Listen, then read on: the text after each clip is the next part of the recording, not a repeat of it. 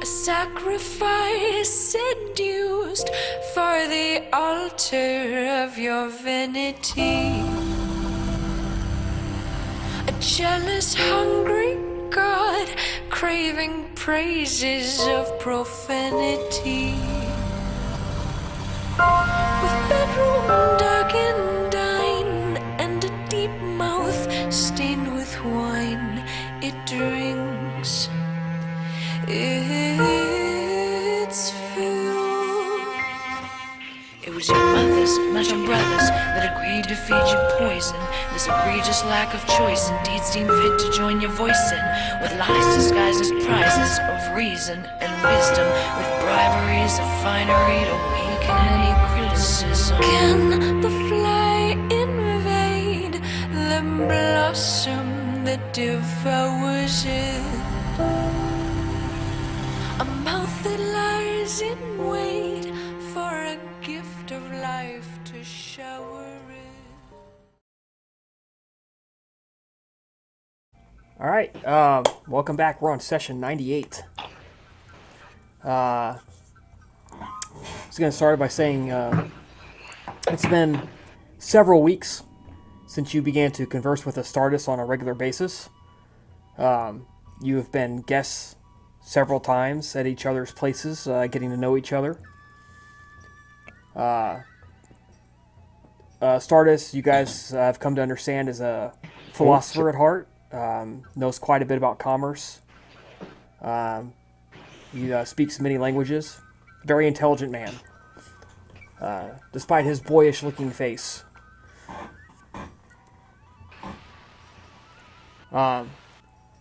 Life in Rome has gone on as usual. The occasional riot during the day and protests in the streets at all hours of the day and night have become just something that's in the background. It happens so often now. Travel through Rome has remained dangerous. In the city, armed gangs still infest the streets. They demand tribute and taxes to pass. They would demand pay for protection or the privilege of just traveling through. It's now autumn, and the wet seasons approach, and the temperature drops. In the lower maze of Rome, the sick and dying infest the streets. The falling temperatures leave behind more dead every morning. In the rich housing and areas, they hide behind their walls and keep their supplies stockpiled high, where they're nice and warm. Feeding remains somewhat difficult. It's not difficult to find people. It's difficult to remain unseen. In the lower and hidden streets of Rome, bodies are plentiful, but they are sick and wasting away. In the hills and the wealthy districts, they're guarded and protected. Feeding undetected off of any diseased or broken is now at difficulty 6.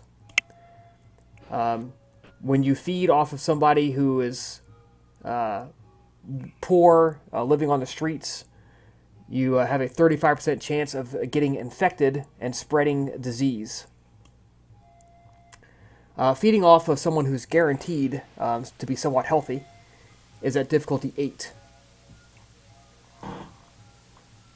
If you travel out at the Aventine Hill, the chance of violence against you is 40%. Across the Tiber, out in the areas where all the immigrants stay, it's even worse. You have a 60% chance of getting involved in a confrontation there. It's relatively calm inside the Severan walls outside of the Aventine Hill. For the most part, you've only got about a 25% chance of being confronted as you travel through the crowded streets. At the beginning of this unrest a few months ago, some people had locked themselves into the Temple of Mars. That siege ended in a slaughter. The grounds were bathed in human blood, and a new god was installed at the complex. It is now the complex of Mithras, with Mars taking a secondary role.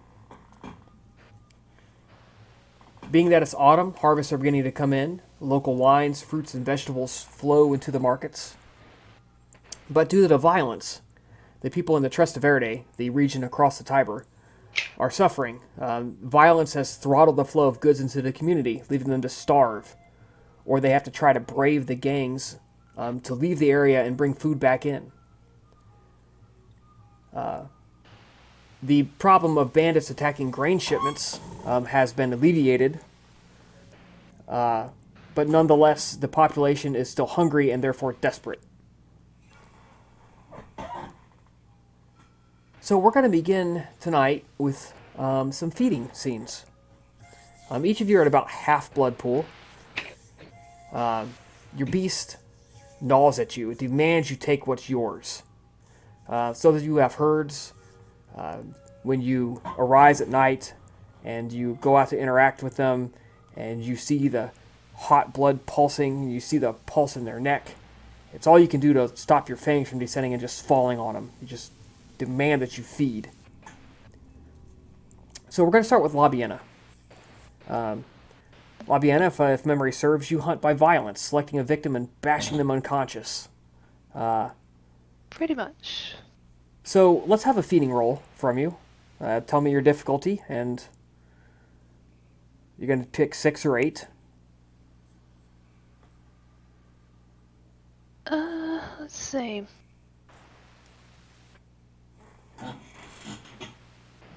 I might go with a 6. I think she's at that point where she's unfazed about, spreading disease, whatnot. That's understandable.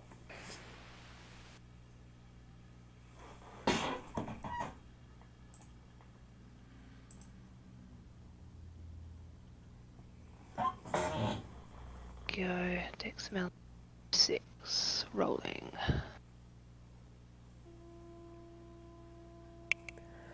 Okay. You have found 4 likely victims as you stalk through the neighborhoods. You find somebody dragging... Oh.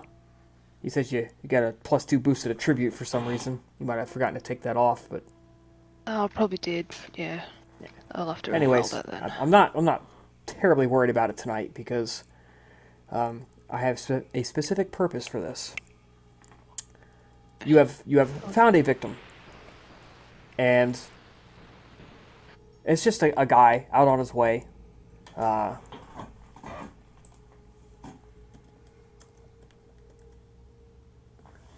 Appears to be mostly healthy, shivering a little bit with the evening chill. Lugging a little bag. It's got a little bit of bread or something in it, maybe. And as he comes across a darkened doorstep, you just reach out and you bash him over the head and drag him in.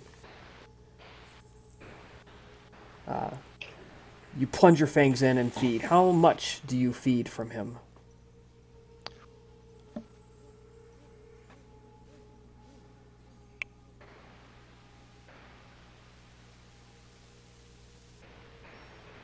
Do you take it all? At this point, considering where she's at, she would definitely consider it.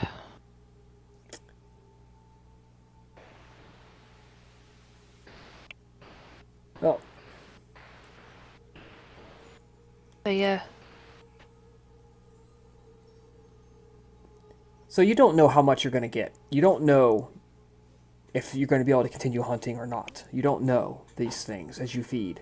You only know the urging of your beast, that you take and take and take of this man's essence, the very stuff of his life, to propel your own existence. Do you give in to its urging and just take what you need? To be honest, I think considering all the circumstances, she probably would. You hug him tight, the blood on his scalp oozing from the head wound that you gave him. And you feed till his heart slows and then stops, and you continue to feed as before the vitae within his body can lose that life essence that you so desperately crave. And then you feed, and finally, when you can feed no more, You grab his head and you lick all the blood off his head. You lick the blood off his neck. Any tiny little droplet you can find, you suck it out of the dirty hair on his head. All of it. And then you hold him, this empty vessel, in your hands. And you look at him. And you have to ask yourself, what did you gain from this?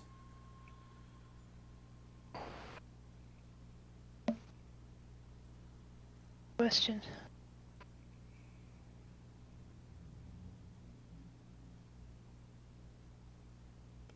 I would like to ask you to elaborate on some questions that Labiana may be asking herself. She wishes to switch to the Road of Bones. Indeed she does.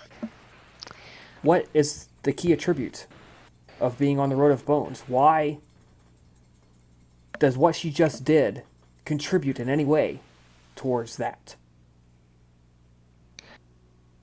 Well, I think from her current perspective, she feels like it would. Well, how Having so? said that,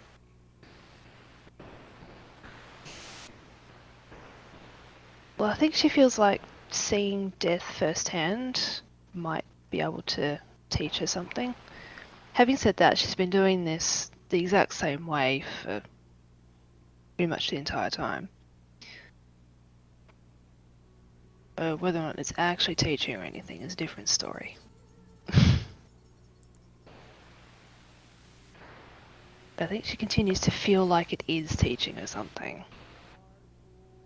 Well, but what? What did you approach this with a goal to learn, or did you just approach this with a goal to feed?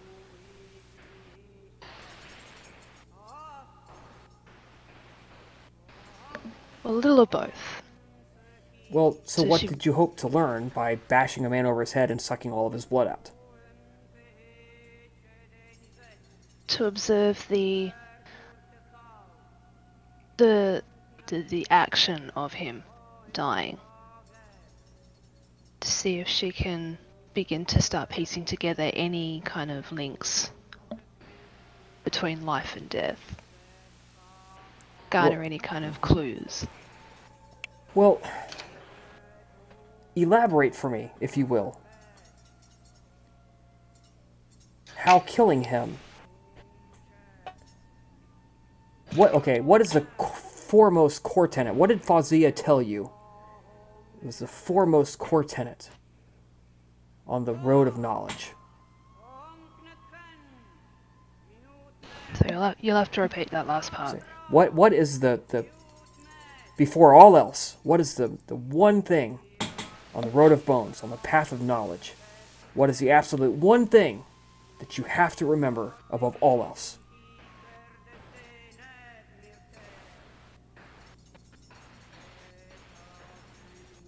The character I'm trying to remember, actually.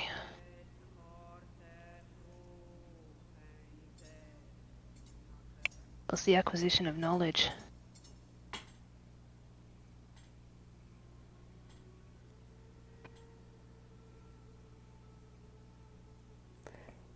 Okay, but why? Why do you acquire knowledge?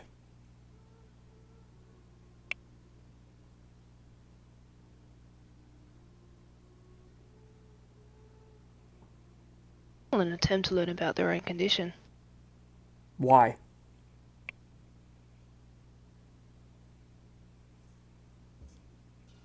Out of character, I don't really know. Okay, I'm going to suggest that you seek out a mentor who can tell you some of these things.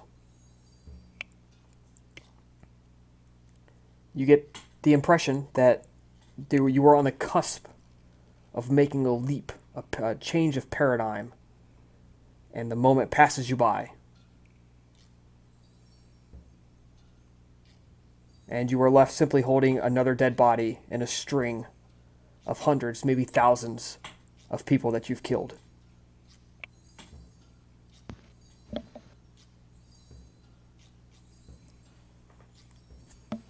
However, you do feed quite well tonight.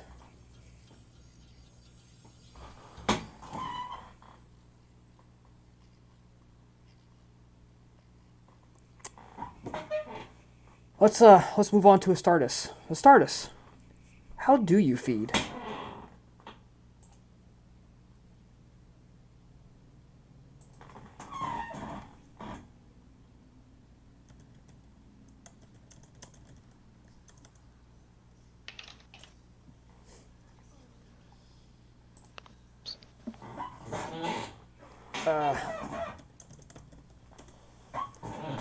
Okay, well, while we're waiting on Astartes to be prepared, let's move Yeah, on to. yeah, I'm back. No, I'm back. Okay, Yeah. Astartes, how do you Okay. feed? Usually I feed by seducing my victims. Okay, And a, a question about that. Does my marriage come into play with the in this whole new situation that we are here? yes, it does. So My surreal beauty? let's start by finding some people on which to feed. Do you go to parties, or do you simply like put yourself out there, or how do you like to just go out in public and try to entice someone back to your place, or how do you do it? Um, I usually go for the more convenient route, so I may go out and find somebody to bring back.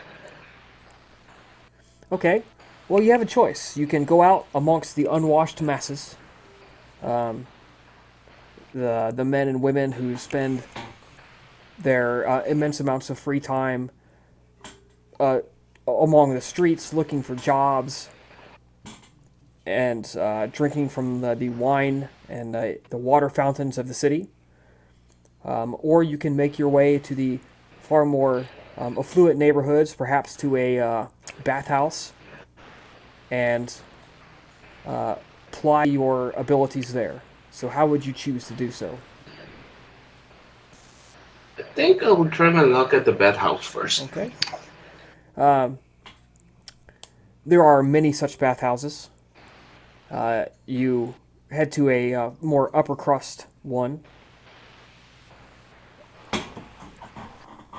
and Mm-hmm.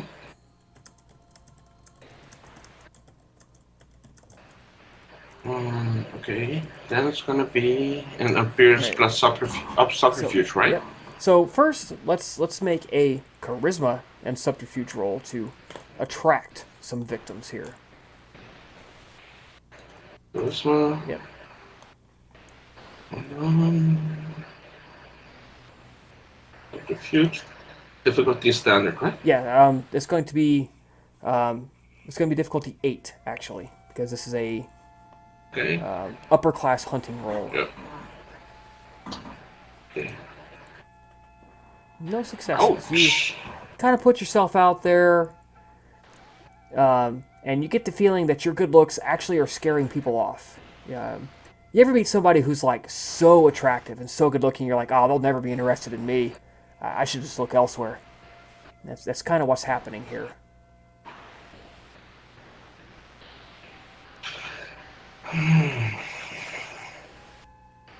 Can I You can, try of another bed course. house before I go to the? No, you can try again here. There's many people here. You can move rooms and strike up conversations and such. It can be charisma and expression if that works better. I highly doubt that. Let me check. No, it's not. It's not gonna work any better. So let's try it again one more time. Still difficulty 8. Yes. You're not really Nope. having a lot of luck here. You know that once you get somebody to start conversing with you, you'll have no trouble reeling them in. So you go and you try another one. Heading out. All right. Nobody seems to be in the mood to start any trouble tonight. You head to another area. You pay your fee to get in. And you Okay. try one more time. Let's hope third time's the charm. Nope. Well, you figure you're probably gonna have some more success in the lower class neighborhoods, perhaps down in the valleys. Yeah, I'm gonna try Yeah. there then. Now you've now spent several hours Hope don't hunting, and get. it's like, yeah, night's getting kind of late. Let's go down. Let's go down among the masses. Difficulty 6. Ah, you eventually strike up a conversation with someone who's friendly, a little bit drunk, not too bad. Just drunk enough to approach such a good-looking young man, and you begin to work your magic with him. That's going to be appearance and subterfuge now with your appropriate merits. So it's going to be base difficulty 6 And the minus difficulty. whatever. Yeah, base difficulty 6 minus whatever difficulty your merit On gives this. you, which I believe it makes it down to Yeah. 4. Yes. Ah, very nice. You very quickly guide him to a darkened corner. The torch has burned out. Nobody's come to replace it. It's nice and dark, somewhat warm in the corner. Nobody's around, nice and isolated. You nuzzle, caress, and at the appropriate moment, your fangs descend. You sink your teeth into his body and begin to withdraw the hot piping blood of his essence. How much do you feed? Just take 2 blood points from him. You take 2 tonight. Slowly, easily, carefully. You leave him with an extremely pleasant memory of some time spent snuggling with a young man. The memory, of course, is somewhat faded by the, or so to say, somewhat vague by the pleasure of the vampiric kiss. You clean the wounds up, of course, and walk away from him.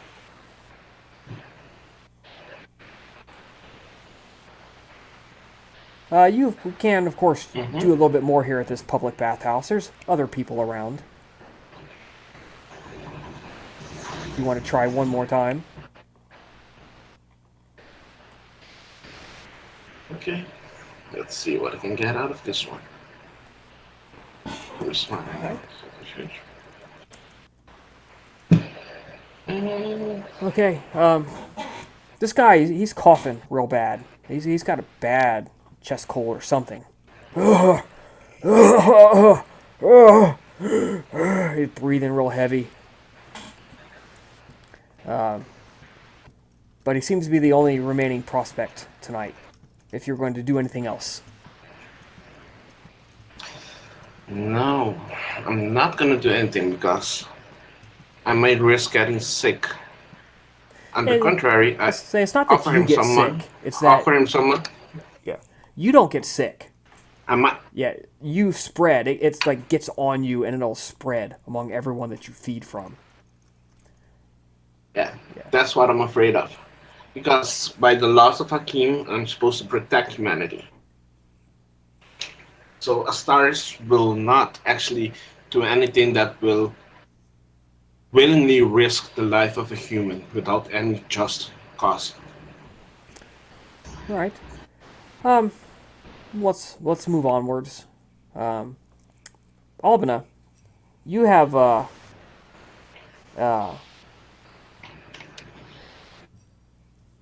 your method is very similar to Astartes. But you prefer to go to big parties and such, and basically feed from 4, 5, 6 people in one night. So let's have a hunting roll from you. And are you going again to an upper class establishment, or are you going to brave the masses down in the valleys? She's going to go into one of the upper class establishments. Okay. Well, let's have your hunting roll at difficulty 8.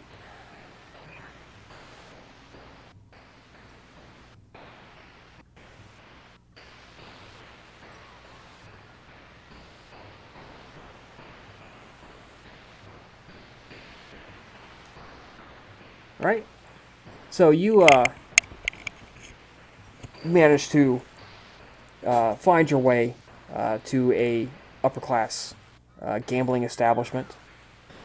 Um, they're having a rockin' good time up here.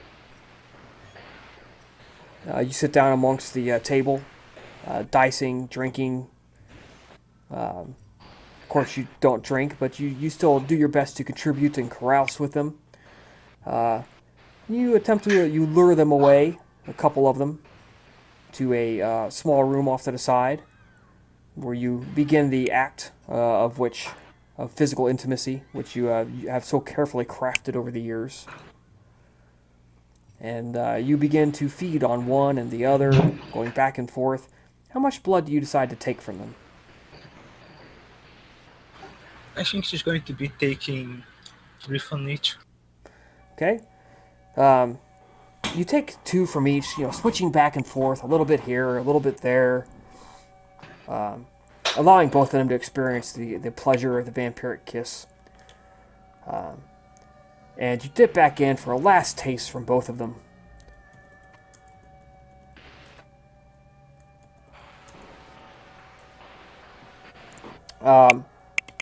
One of the men, partway through, begins to say something about, like, oh, I can't keep up with you young people anymore. Oh man. And he gets up and he kind of like staggers and he goes down to his knees.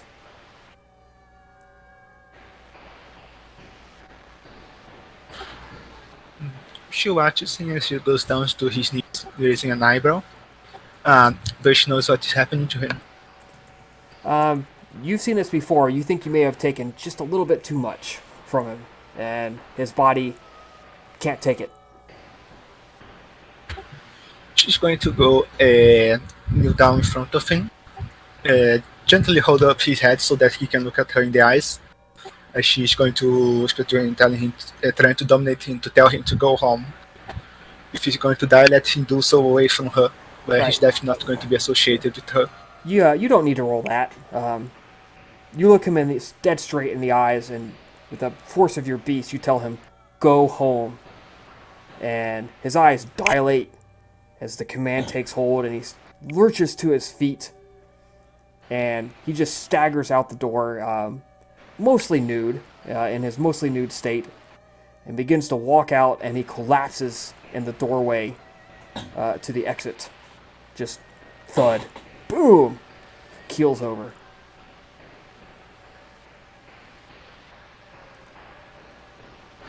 She sighs and shakes her head in annoyance as she glances around and tries to see what's the reaction that the others are having. Well, they're panicking. They rush over to him. Oh, are you okay? Are you okay? Hey, get him up. Oh, wait, we're gonna have to get a medicus or something. And another guy goes, no, get an amulet. Wait, there's an amulet seller. So it guarantees your health. And there's immediately starting to be an argument about it. Obviously, people kind of look at you and, hey, you were just in the bedroom having fun. It's not like you stuck a knife in his back. I'm afraid that perhaps he might not have been as blessed by Aphrodite as he thought he was, and he might not have been able to endure the requirements of lovemaking. So he, his buddy that he went in there in a room with, gets up. He's like, I feel fine. And then he kind of staggers. He's like, oh, maybe I'm a little weak. I don't know. But he appears to be doing just fine. So now seems like a good time to duck out of there. Yeah. As soon as people are looking the other way, as soon as they have lost shift their attention away from her, she's going to proceed to leave. Yeah. And this is something you've done before. You know how to do it. No worries or concerns really here. Moving onwards to Androdimus. Androdimus, a honorable man, code of ethics. He's been a man who's fed mostly on animals since you guys have met him. But here in Rome, that's very much limited to seabirds and rats. When when when he does have to feed on humans, and there's just no other like even remotely practical option, he tends to favor seduction as a lesser evil, so to speak. All right. Um, so, are you going to feed on human tonight? That's the question. Hmm. I think today I think he'd probably be like going for animals tonight. Oh, you can certainly do so. You can descend into the dark tunnels and man-made caverns of Rome, where places where light hasn't reached in years due to the construction, and only fire has penetrated the darkness in some of these areas in almost a decade or more. And these human and the human caverns, rats, cats, sometimes bats are plentiful. Of course, Rome being so close to the coast, the cry of seagulls and pigeons are heard often. There are animals aplenty. So the only challenge, truly, is not getting caught summoning animals and then biting into them and ripping their corpses apart for their meager vitae contained within. So let's have a dexterity and stealth. Right?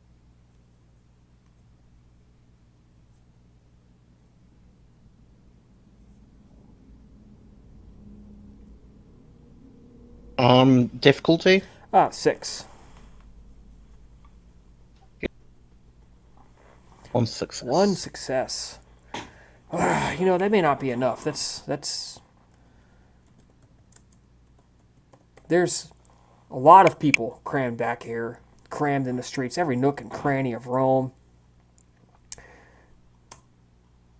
But it would appear that you slip into a open little square. There's no light other than the moonlight shining into it. There's no windows overlooking this area. This would probably be a good place to feed. Yeah. The only people in the vicinity of this particular spot are all like high on something. Yes, they're all either very sick or very dead. They only have attention for their own particular maladies. You summon the animals as such that you wish to feed on, rip their corpses apart. How many animals would you like to summon? How much blood would you like to get from them?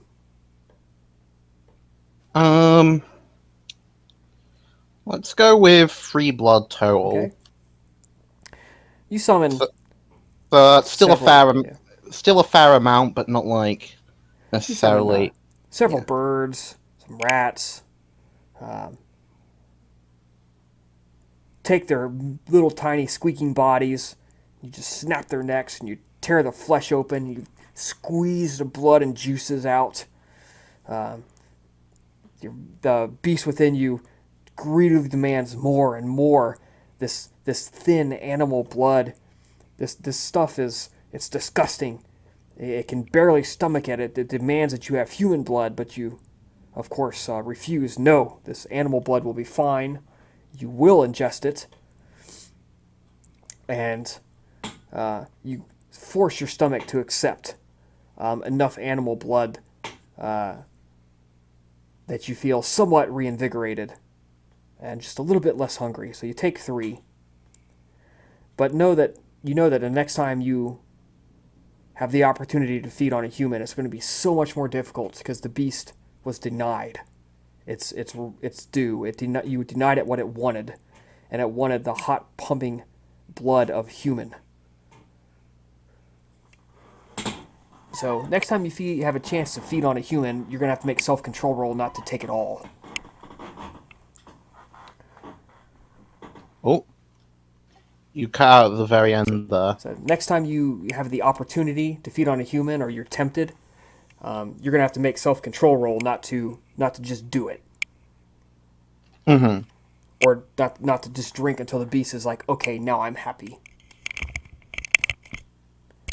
Yeah, so reaching a point where just where reaching a point where eventually it might actually be more ethically safer to feed on a human before it gets too bad. Yep.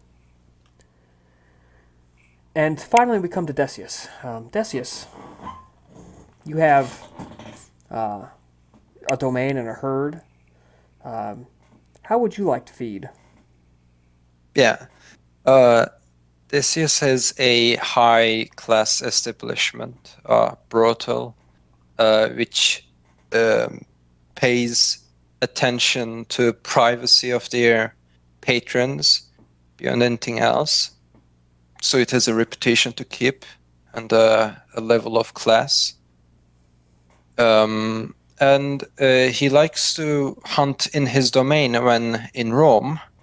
He prefers to do that rather than going to the streets and finding random strangers, which is considerably harder for him to accomplish when choosing that method. It's right. mostly reserved when he is outside the city. And of course, his herd helps with the huntings. It makes it easier for him. So he likes to go to the domain and using his social skills, either charisma or manipulation, depending on how he feels the night. And sometimes using like empathy or expression or even subterfuge. It really depends on his mood for the day. Right. Well,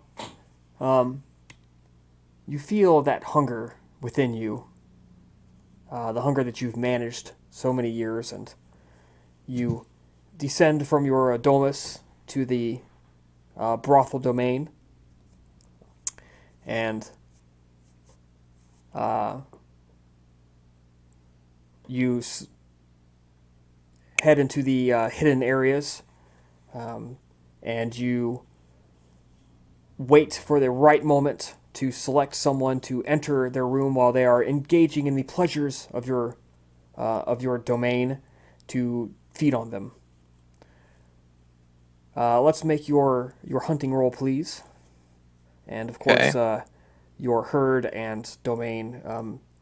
Add dice and subtract difficulty as book says. Yes. Would my charisma specialty captivating help with this? Do you want them to know you're feeding on them or not? No, I would like to keep the masquerade. Well, I mean, do you want them to know they're engaging in stuff with you, or do you want to just be like, I duck in the room while they're busy and feed? Well, Decius has kept doing this for many years now, so he would know which is the more like, how to say it, better version if he wants to be like, not stealthy, but more like subtle. He doesn't want to get a lot of attention on him. He wants to be down with the feeding and keep the masquerade while doing it.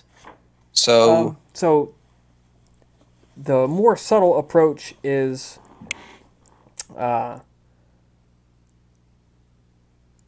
that the people don't come to your brothel to have sex with you.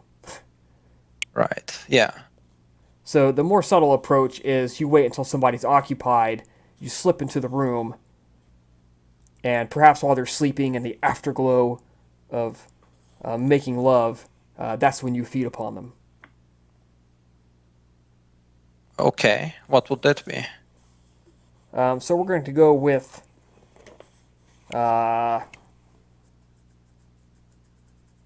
Because I was thinking he would still do like something social rather than physical. well, let's go with charisma and I think expression. Okay. Yeah, you're hyping people up to you're exhorting them to engage in more efforts, right? Getting them all Yeah. tired out so they go to sleep afterwards. Yeah, that sounds like a good idea. Yeah, let's go with charisma and expression. Okay. And I think your specialty would apply here. Okay.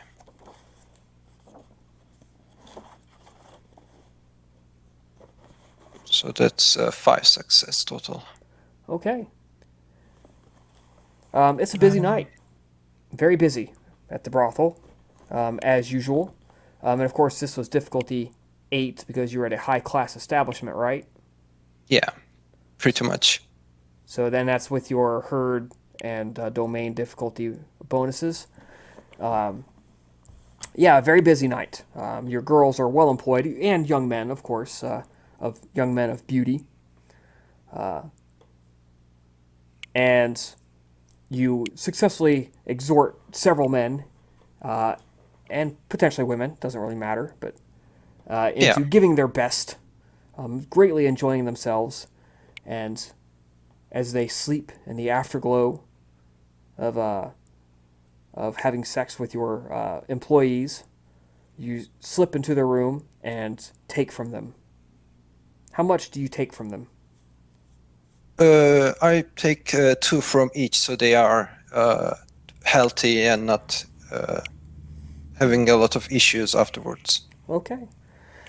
Right. You successfully do so and slip out to giving the madam running your brothel a little tip.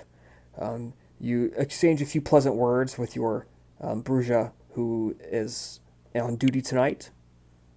Gangrel. Your Bruja and your Gangrel. I don't. Do I have a Bruja? Yeah, I don't. he was the first one you got. No, I take that back. It was the Gangrel to Nosferatu, wasn't it? Yeah. So Yes. your Gangrel's on duty tonight. Yeah, you exchange a few pleasant words with him, and then go on your way. Yeah. Okay. Later that evening, those of you who are at the group haven, a messenger arrives. It's the messenger who's from your patron.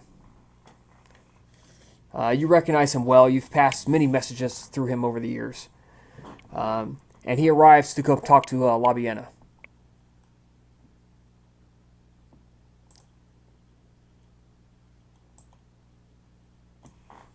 So he waits patiently until Labiena comes before him on her own schedule, of course. Which Laviana does.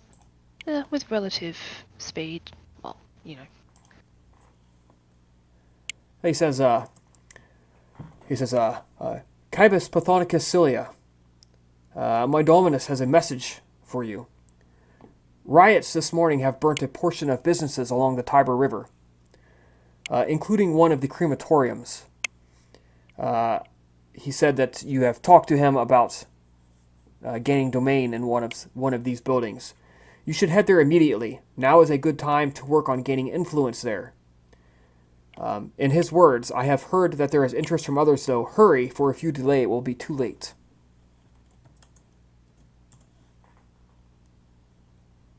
I appreciate you bringing me this information. I will, make haste. Thank you.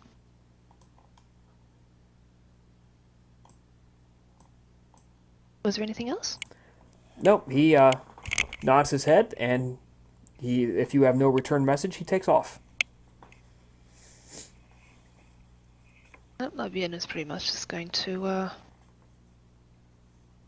make whatever preparations she would normally make before heading somewhere and go straight there. I guess the main question is, do you take anyone with you?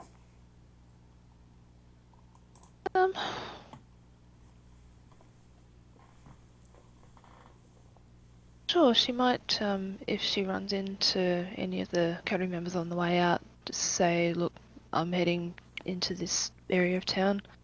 Does anyone need to come with? So is anybody going with her? That's a question for you guys to answer. I'm gonna make herself available to accompany her if she desires.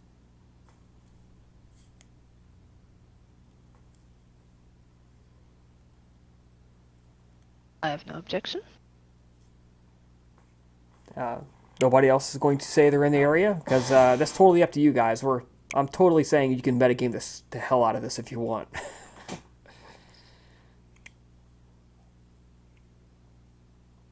All right, so it's just Albina then. Albina, Laviana, the two of you head out. Laviana, please roll me a D100 to see if violence is inflicted upon you as you head to the Tiber River. You want to roll over a 40. Let's hope not. Just.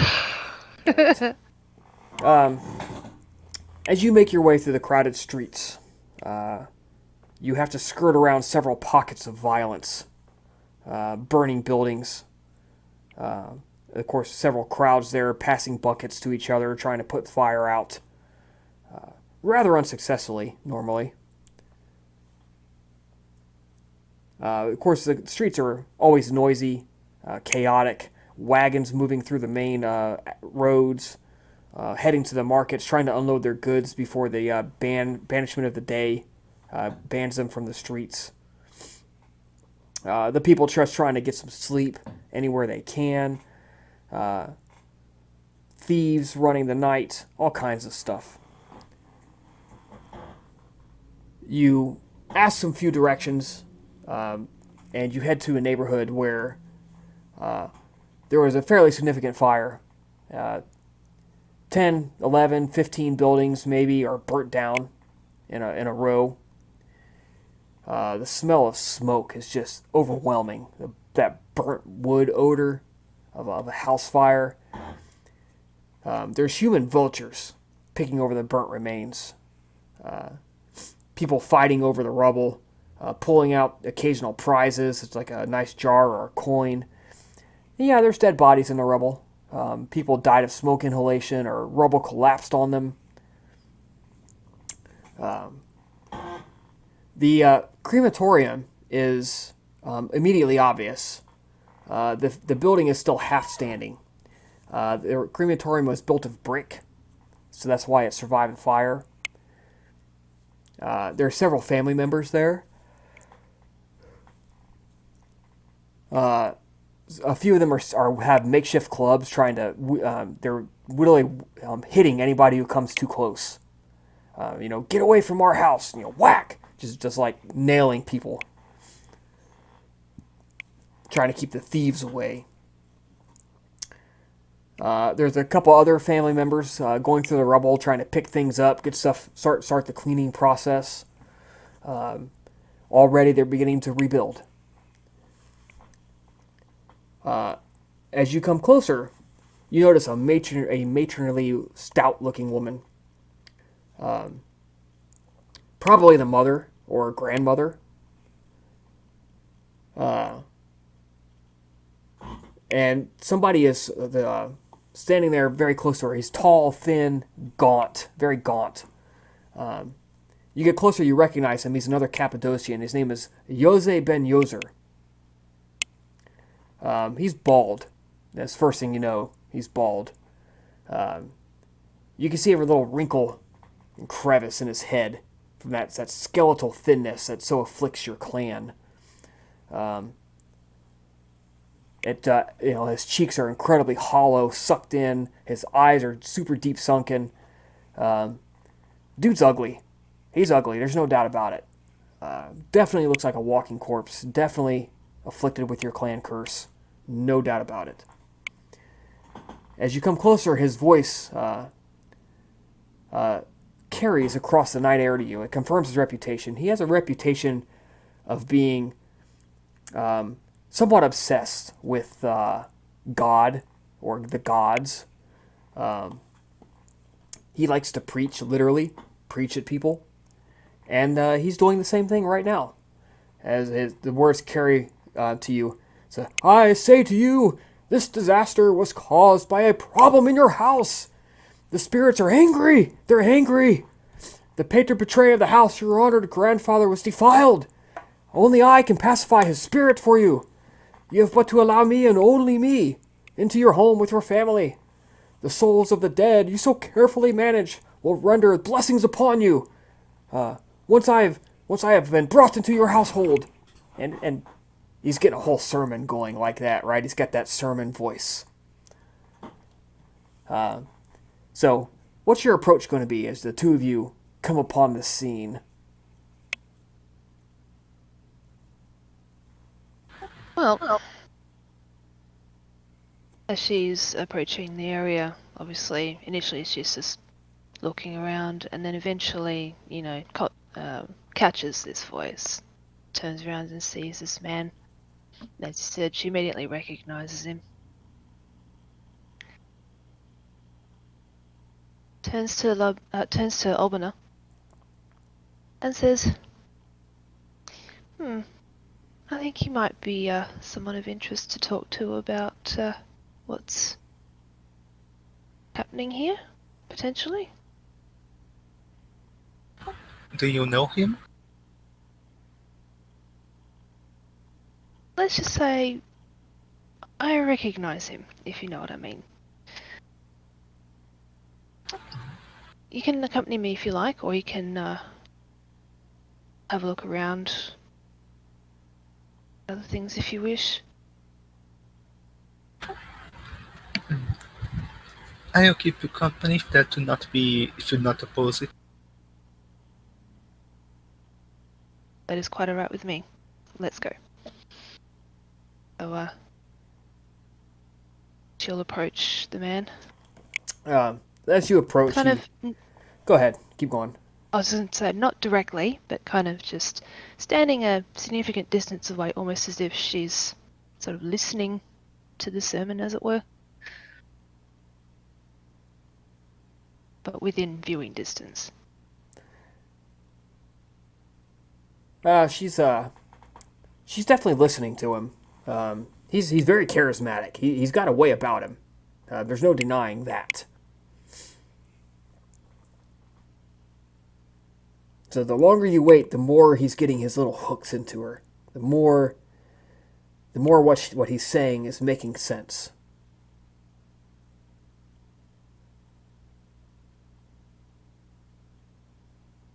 After listening for a little while, she will eventually, start moving closer to speaking range. Right, yeah, so you come into range. And before he can speak, what do you say?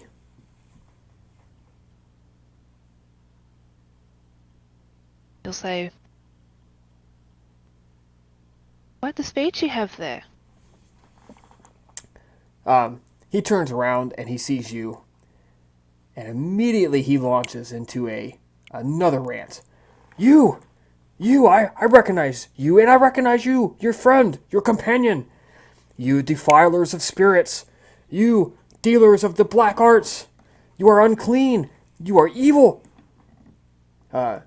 You would deal with Ravenna. You are agents of his destruction. And like he starts launching into this rant, just like that. The powers of heaven and the spirits, they reject you. Begone, you foul and unclean, you woman, you defiler. And he's getting louder. And everyone's turning to look at you.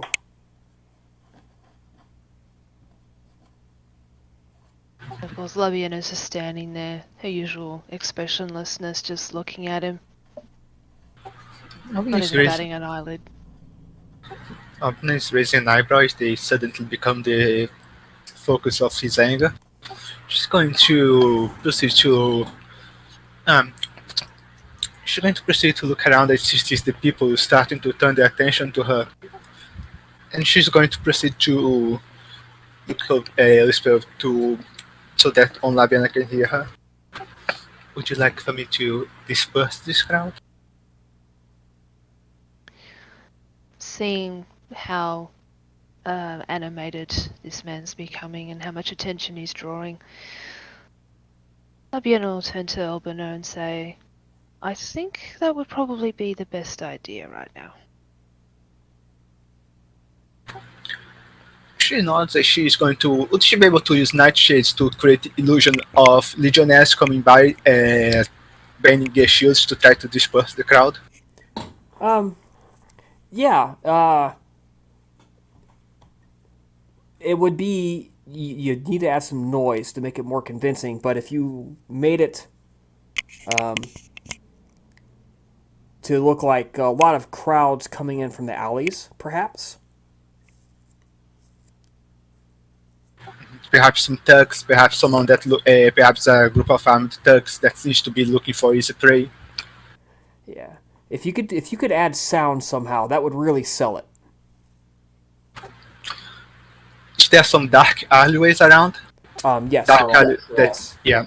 We should be able to like summon some tentacles amongst those alleyways and have them bang on the walls on the floor to try to create some sound as if footsteps. Oh, that's an excellent idea. Yes, you can. So yeah, she's going to be doing that. Okay, so let's have your rolls as needed. You can do illusions first and tentacles second if you want. So Yeah. nightshades are a wits and occult, difficulty 7. I'm gonna need 5 successes, and this can be, of course, extended.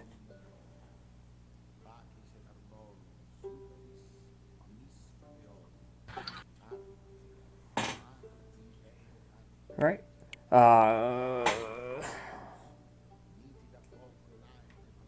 Okay, yeah, that's good. Yeah, so shadows begin to gather, move, march. They flick and flutter through the alleys. Looks like people are gathering there. Now I just need to add some sounds of marching thuds and squelching mud and things like that. So summon several tentacles to grab debris and whatever, and throwing it around to create a cacophony of noise.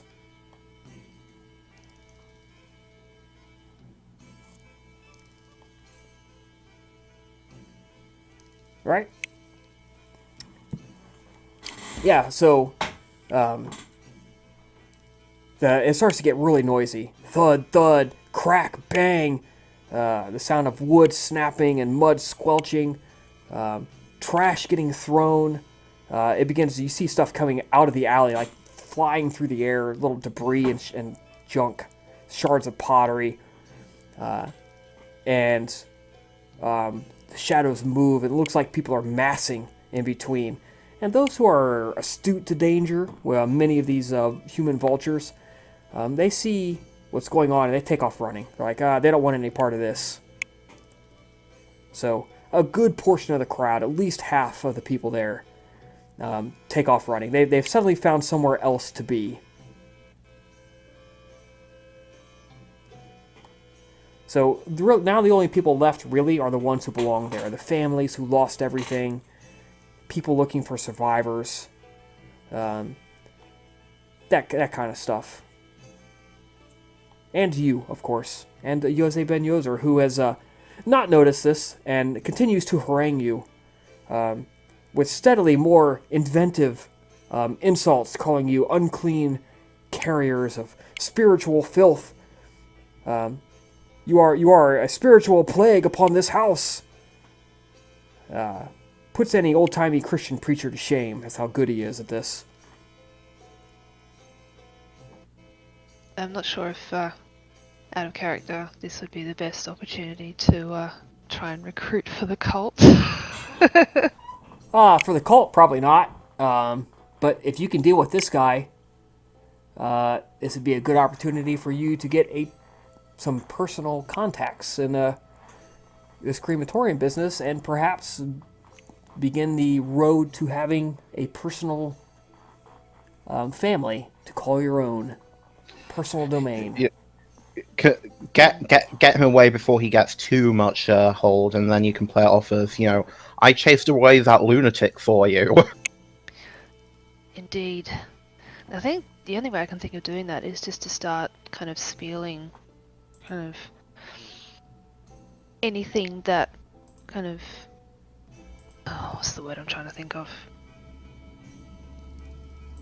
Dispels what he's saying, contradicts what he's saying. All right. So you're getting into a Roman times flame war. All right, little knockdown, drag out, ancient times rap battle where you begin insulting each other, and remember the level of effort to refute bullshit is 10 times greater than what is required to spew bullshit. So you're not going to refute what he's saying. You said the goal here is to get him so riled up and so worked up that the family wants nothing to do with him.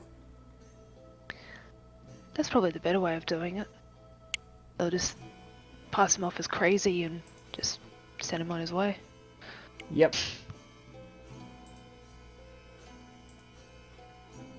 While she's doing that, would Albina be able to approach the matron of the house and try to present her a more diplomatic approach and try to offer to assist in the rebuilding of the business, try to offer her a more sympathetic approach? Well, she's kind of wrapped up in watching what's going on here. So that's got most of her attention. So we're gonna have to do two things here. So, Albina, I'd need 3 rolls from you. I need a. It's gonna be a weird one. Let's do dexterity and athletics to make your way across the debris field without embarrassing yourself. Then we're going to do a charisma and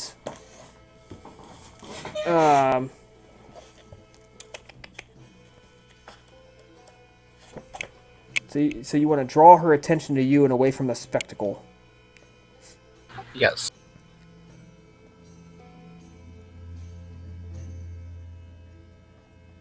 Let's do well, you tell me, how are you going to do that? What's your approach?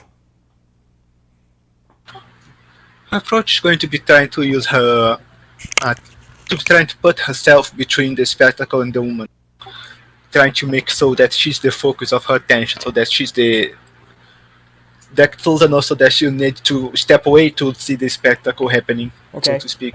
Oh, let's do charisma and leadership, and I believe you have a merit that will help you there. Enchanting voice. Yes. So all these rolls are difficulty 6. And then finally, it's going to be an extended roll to persuade her that what this man was saying is poison to her and her family, and that you and La Vienna, however, can succeed where he would have failed.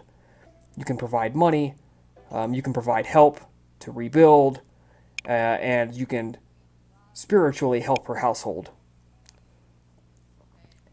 Yes. Yeah, we can actually offer to help her. Let's do manipulation and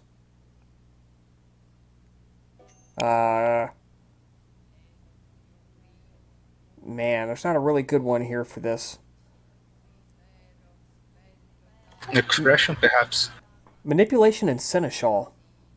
Okay. You never roll seneschal. Can I use a willpower on those rolls? Yes, you can. All right. Going to use the willpower on the dexterity and athletics. All right. Okay. You prance across the debris without hurting yourself or embarrassing yourself. That is the charisma and the leadership. All right. So you put yourself in her face and you're like, hey, over here. Hey, let's talk. And you kind of guide her off to the side. Hey, listen, you ignore those people over there, so on and so forth. Let's hold off on the third roll here for a second. La Vienna, you and Yozer are kind of going at it. Yozer's accusing you, again, of being evil and unclean. Obviously, he wants what you want, which is an inroad into this business. So you are going to have to convince him to leave somehow. Get him so worked up that he just storms off or what have you. So we're going to do contested charisma and expression or performance, whichever one's better for you. To be honest, they're both the same. And because you're both Cappadocians, your clan flaws offset, but you do still have eerie presence to account for. It's true. So it's base difficulty 6, which is going to be 7 for you, I believe. Yeah. Can I also use willpower on these rolls? Sure, absolutely. And you are going to have to... The first person to reach 5 total successes. Okay.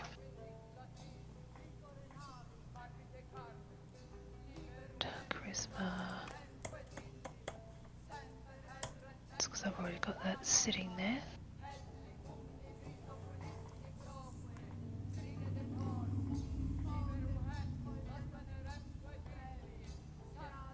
Div 7, you said, right? Yeah, it's diff 7 for you. Because of Are you using because of your eerie presence? presence. Are you using presence? Don't What, know if I me or can. him, or- And He's not I using might presence. at her. some point if needed. But now we'll just see how I go with the standard. I didn't know Here we go Laviana with had this first presence. roll. She has One. presence one, I believe. I have awe. That would definitely help you here. Just saying. So would that just add another dice to the roll, or just cast it beforehand? You have to use it before. Yes. You need to spend 1 blood point and then make a charisma performance difficulty 7, I believe. Difficulty 7. And based on the There you go. success, it affects a number of people. Starting from lowest willpower to highest. Alright, let's give that a shot first. 1 blood. I'll refrain from using the willpower on this roll.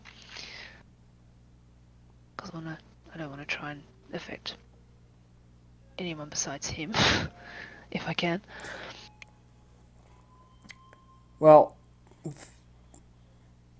normally it's the people in a crowd, but we're just going to say it affects him if you succeed.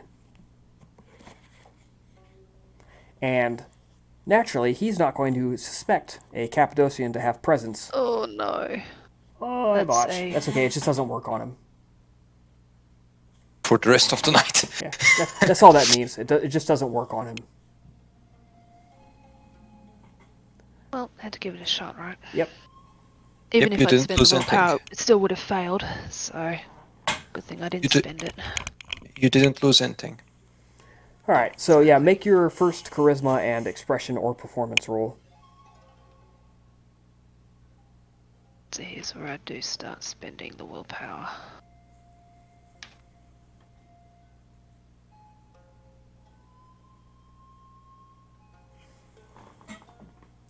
All right, so you're at 2 and 2. The two of you get right up in each other's faces, nose to mask. And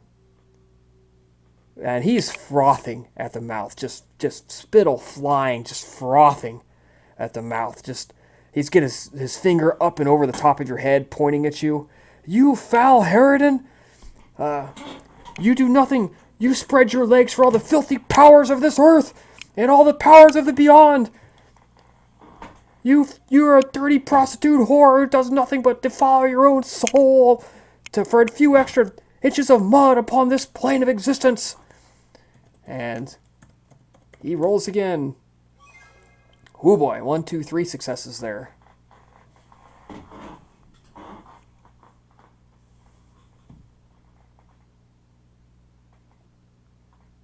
Power being spent on this roll.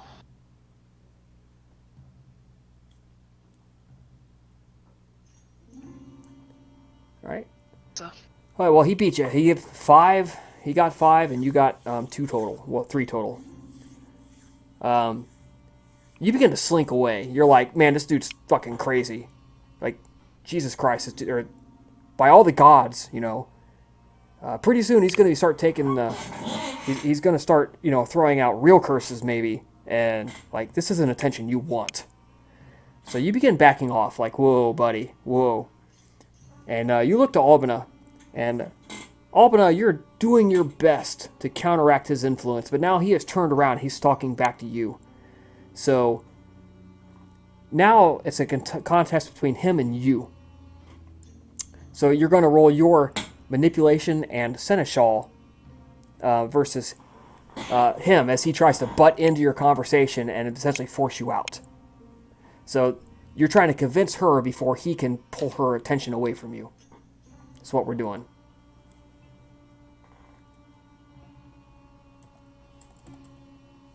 Okay. Does enchanting voice applies for this? Yeah, let's have it. I think so.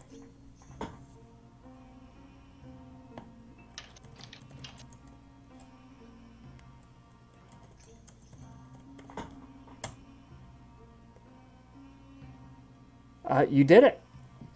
His is at 6. He comes back Which- over. He stalks over, and you just kind of do the put your hand up, and you're like, no, I've got this. And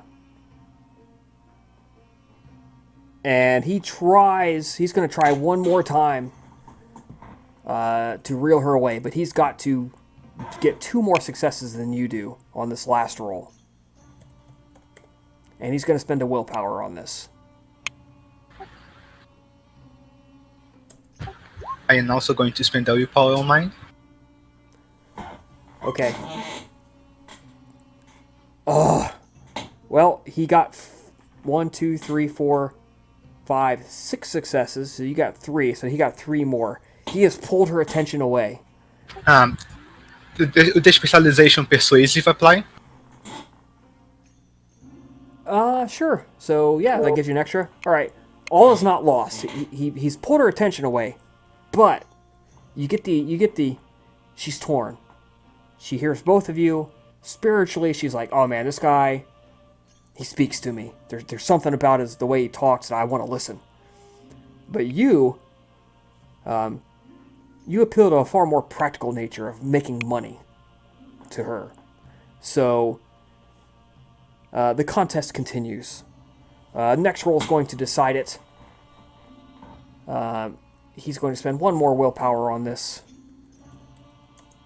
Are you going to stay with the same approach, or are you going to attempt to change up your tactics?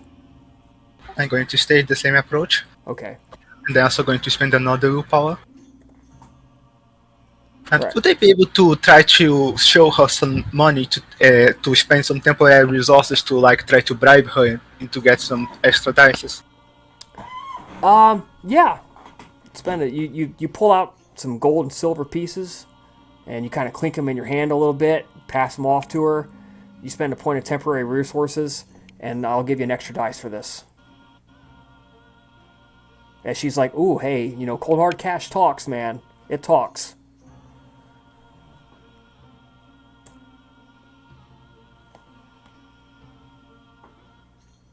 I think he won. Yeah. It's not my night tonight. Hey, remember, even if it's against the tradition, you can still kill him while no one is looking.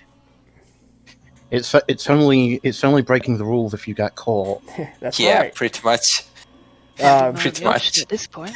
He basically cuts you off, and he like overrides. Every time you try to talk sense, he talks louder, talks faster. And when you're like, but what about the practicalities of getting a body here, and and you start like talking about supply lines and things like that, he's like, no, ignore that. The gods will take care of you. You just have to have faith. The Jupiter, Mercury, they will provide for you if only you have the faith of necessary and the providence of the gods. And he's like, just incredibly animated and jumping up and down about this. And every time you talk to any little bit of sense, you just get overridden and basically drowned out. And you get the feeling that you've lost here. You've lost tonight. But the battle, of course, may continue later. Question out of character. This person, is he covering his face and stuff like that? Oh no, no, no, no, no. He isn't masquerade breakingly ugly yet. Okay. Exactly, yeah. Because if He's still young. He's quite hideous. He's ugly. I mean, he's ugly. He's bad, but he's not like, it's not like fangs distended, eyeballs falling out, teeth rotted bad. He's hideous. He has no appearance. Yeah. It's more like, I think there's actually a Nosferatu merit that gives this called Rugged Bad Looks, where you're still appearance 0, but it explicitly says you are not going to break the masquerade with how ugly you are. Yeah. No, He's not as bad as Labieno. Yeah, I was just asking because if he was covering his face, maybe you could just strip it off, which will help. But then they might wonder about her own mask. Yeah, he explicitly did not touch Labienna's mask. He knew what he was doing. He wasn't going there. I imagine it would also be certainly going to kill her reputation among any other Cappadocian. Yeah, that's touching a Cappadocian's mask. That's like, that'd be like just walking up to a dude and just cupping his balls. Just that's like, it's sacrilege. Yeah, it's a horrible, like, you don't do that. That's taboo. I don't go to your house and just fucking walk in and get on your phone and start swiping through your pictures. Like, you don't do that, right? Despite the shit talk. Yeah, so there's boundaries that you don't cross, and that touching a Cappadocian's mask is one of those boundaries you don't cross.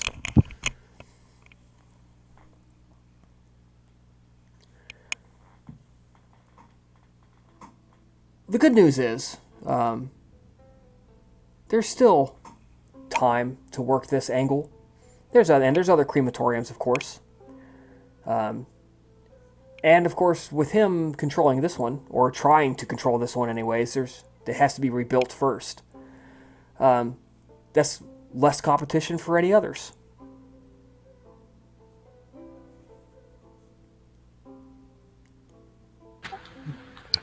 As it's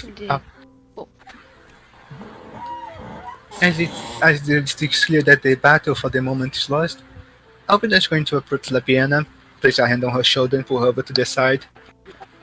Do you want to kill him?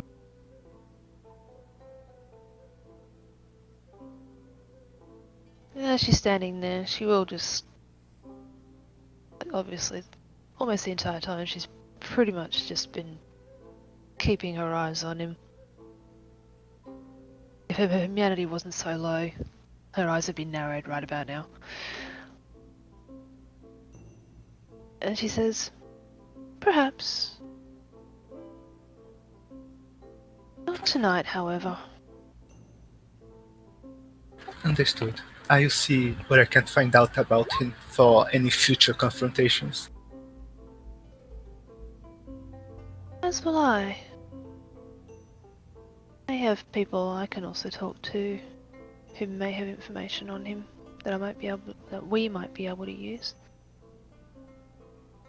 But there's nothing stopping us from coming back and perhaps talking to her again, trying to sway her our way. But for tonight,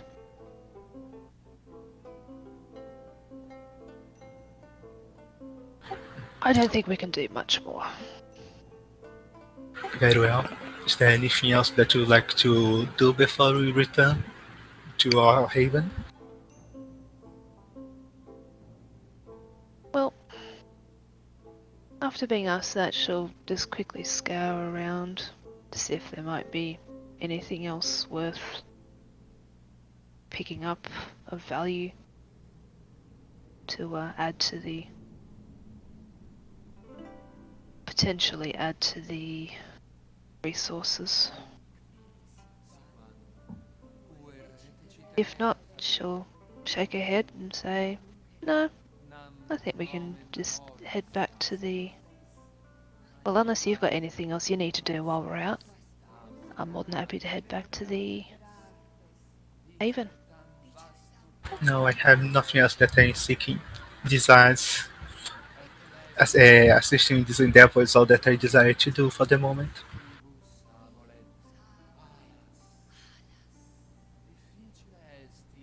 Of course, then let us depart. Thank you for your help, by the way. I am sorry it did not work out as you had expected. Well, these things do happen. But, I kind of get the feeling we may not be completely out of the running just yet. Of course we aren't. As long as we are alive, we are never out of the running. Indeed.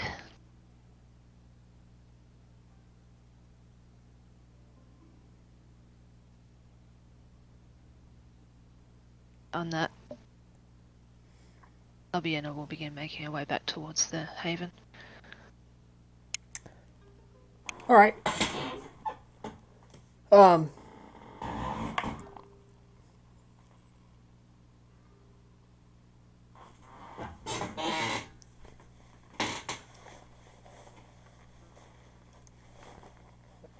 That's pretty much it for about a week. Nothing really happened. You guys, life continues. You feed. Everyone eventually does feed back up to almost full or almost full. Go about your daily business. You meditate. You explore. You perform necromantic experiments. You are training your potential new recruits. In Labiena's case, attempting to break her spirit before you really begin training too much. She almost forgot about her. Out of character, that is. Yep. So a week passes. When you wake up this night, the news is immediately all you hear from your herd, your servants. The news is everywhere. You can still hear protests all across the city in various pockets. People chanting, rioting, throwing things, burning things. If you are Haven or compound is near the Aventine Hill, you can smell the smoke rolling down the hill. You can hear, and you can maybe even feel the thunderous chants and shouting and screaming. Several factions have fully revolted against Rome. Two huge groups and many smaller ones joined with them. The Marsai and the Samnites revolted. They will no longer be part of Rome, no longer part of the alliance. The newsreaders everywhere are repeating their words almost verbatim, that they will form a new society of equality where all have citizenship and are equal. If you're paranoid, or maybe you just know, this stinks of the hand of Carthage. In their speeches, you detect notes of the writing of Critias the Bruja, Childa of Menelaus, scion and herald of Carthage. He has finally pushed them into full revolt.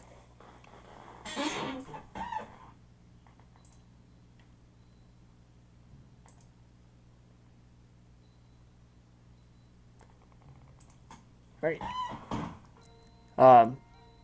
Before we keep going, because we're getting ready to do a somewhat large scene, let's take a 15-minute break. Well, actually, we'll make it 20, so we'll come back at by my clock, 3:45. Isn't it a little bit long? Yeah. Well, I have some stuff I need to do too, so, but we'll be okay. Okay, and we're back. So you have awoken to the news that it is now officially war. All of Rome's efforts to avert war have been for naught, and violence is upon us. Albina, as you are meditating in your darkened chambers, you feel the echo of the void climb into your very shadow.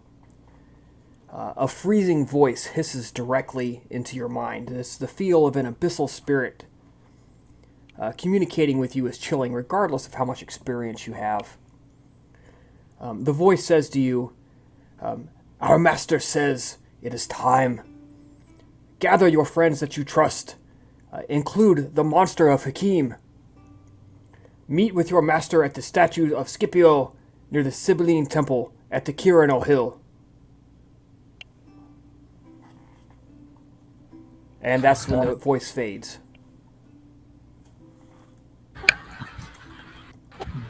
Master. The name that immediately come to her mind is that of her sire and her grandsire. Whichever one it is, she's going to proceed to do as instructed.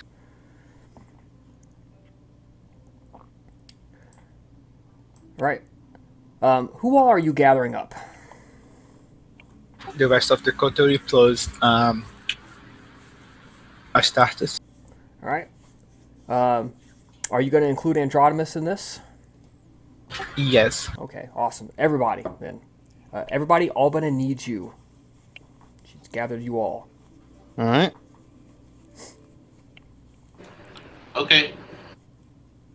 Let's go. Albina, please roll a D100 as you travel from the havens to the Kirinal Hill in the northeast corner of Rome. You want to roll over a 20? Okay, you had to roll over a 25. You're good to go. The violence is unaffected. You are unaffected by the violence in the streets tonight. Taking hidden ways which only you know about, perhaps clambering over a few rooftops and through holes. You arrive at the designated location. The statues are placed in a small plaza, arranged in a semicircle. A carved stone announces that they were placed in honor of Scipio Africanus and his victory over New Carthage in Hispania. This is a trend that you have noticed beginning to start in Rome. Plazas of statues being donated by rich private families to beautify Rome.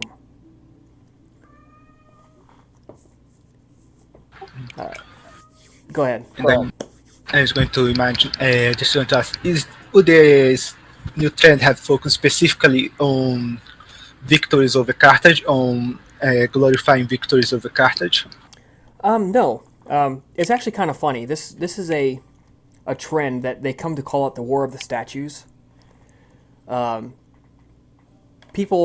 Rich families begin donating statues just to beautify Rome, for anything. Artwork, carved reliefs, people. It gets so bad that the government has to start buying warehouses and rotate the statues in and out to keep from angering people. Because they don't want to show favoritism by leaving too many statues up by one particular donor. Like, it actually becomes a real problem politically. And that's my white kitty yowling and hollering in the background if you're hearing that. He wants attention. No, but aww. Alright. The shadows disgorge Albina's sire. She is a woman of slightly less beauty than Albina. She stands a little bit taller, a little bit stronger, thicker of build, but she also has dark hair. Her features are that of Sicily.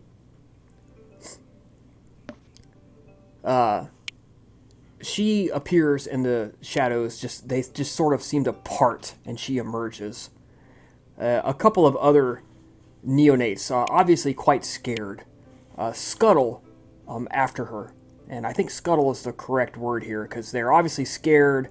They're kind of cowering a little bit, crouched down, trying not to draw attention to themselves, just compelled to be here, even though they really don't want to be. Albina, your sire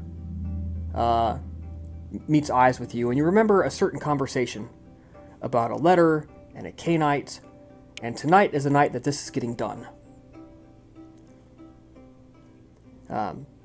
She nods and she continues. She says, my spies and agents tell me that the rebels are hyping themselves up to attack the Temple of the Sibyl tonight. I have asked you all here to help me, not to stop it. I do not wish to stop it.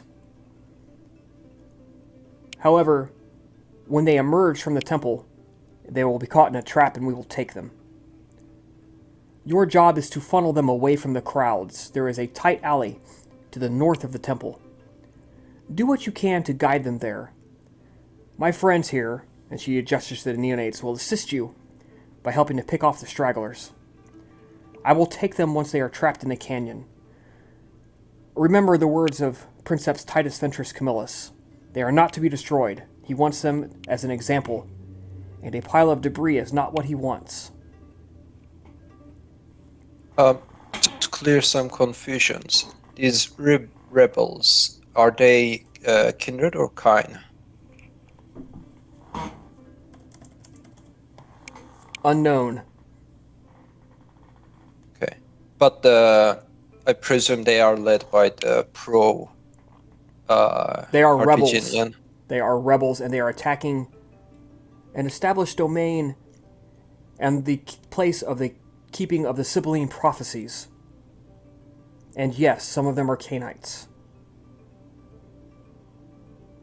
Okay. That is why I am involved, and that is why you are involved through my Childa. Okay. Of course, if you do not wish to have such recognition from the powers that be to contribute to the capturing of such dangerous dissidents and those who have reckless disregard for our rules of domain, the streets of Rome await you. And she like gestures to the open streets where you're free to go. Deseus doesn't answer to that. So, do we have time to prepare some weapons and armor? I would hope that you brought that stuff with you. That would have been something Albina said, hey, this is going to be dangerous. Oh, okay. Well, that wasn't established, so I didn't know that. So I will bring some stuff to protect myself then, yes. Alright, well, let's start from the top. Albina, what you got? Should be bringing with her her heavy clothes, and should be bringing her gladius. Alright. Astartes, what did you got?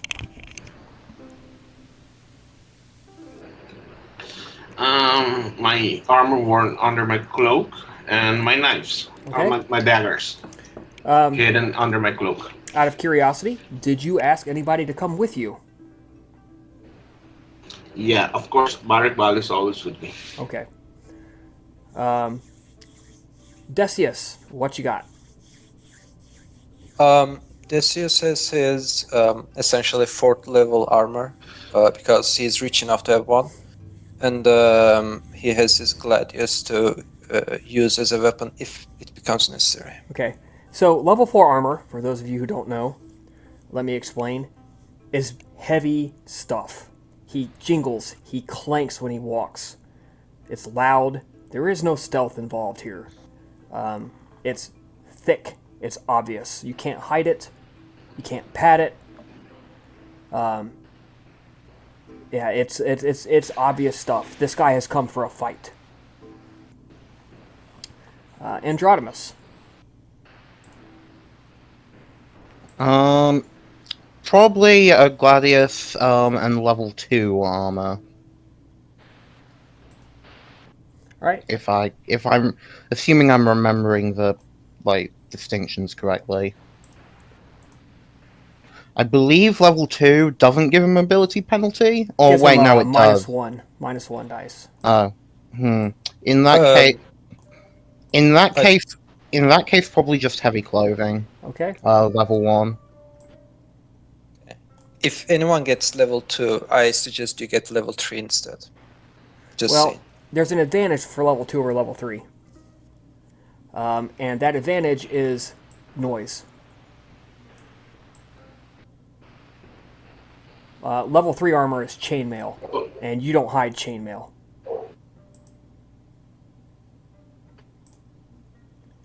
Not unless you're really good, anyway. And Um, Labiena, what you got? Okay. Well, she'll obviously be wearing her usual thick cloak, which I think we've established is level 1 Yes. armor, and her standard gladius and bow and arrows. Okay. Deseus, I need you to roll a D100, and you want to roll greater than 20.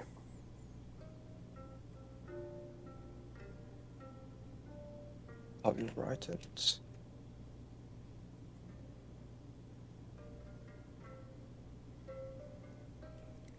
Okay. And the reason for that is let's not forget that the wearing of weapons and armor is still taboo within Rome. Once you cross the Rubicon River, it is considered to be an act of war upon Rome itself. And Okay. yes, there's no police force, there's no closed circuit television, and down in the muck and the mud, nobody really cares. But you guys are headed to a wealthy district, and people care about that. And they will make a stink if they see somebody carrying level 4 armor and an infantry shield and a sword. So that's why I had him make a random roll. It's totally understandable, don't worry.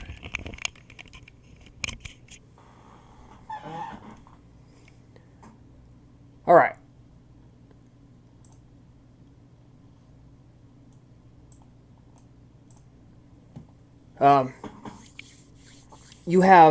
You begin. She basically, you get out of the area. You understand the streets are very, very much a maze. The streets are not too crowded, but there is a crowd of people. The hill would essentially be considered middle class, if such a thing existed. Not so many homeless people up here just living on the streets, but there's plenty of people out and about, enjoying the night air, collecting, cleaning the streets, collecting debris, doing dumpster diving, that kind of stuff. There is still a nightlife here in Rome, and there's of course market deliveries, and the usual assorted people up to no good, including yourselves in this case.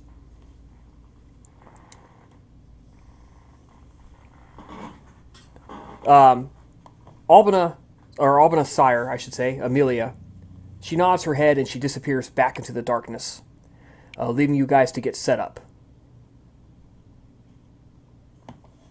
So how are you going to split this up? There's... I can put you on the... I'm going to put you on the map here, actually.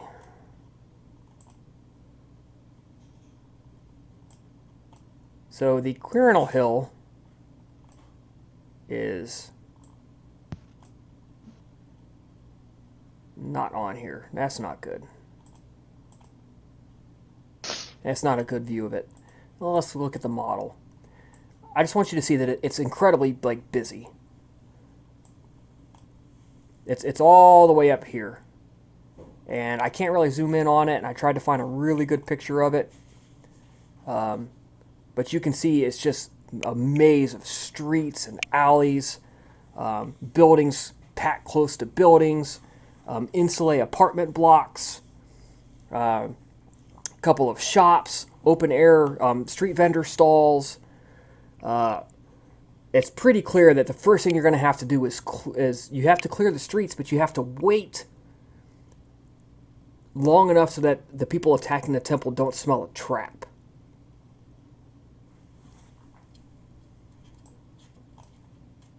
So that's going to be the tough part. So, what's your guys' plan? You got a few minutes to talk about it, discuss it.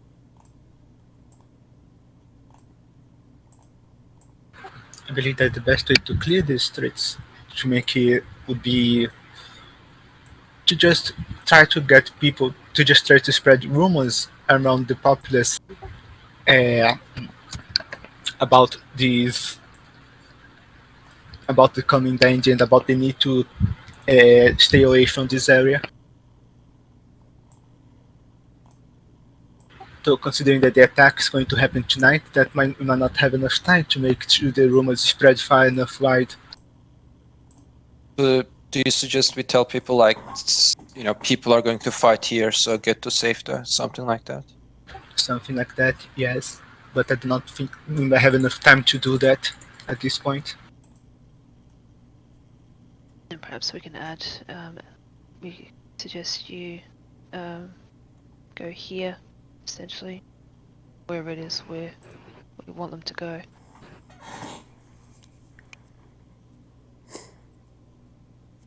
So, looking at this picture, you guys are looking at the front of the temple. You want to funnel them around to one side and then go make it go behind, because the temple kind of faces south/southwest ish.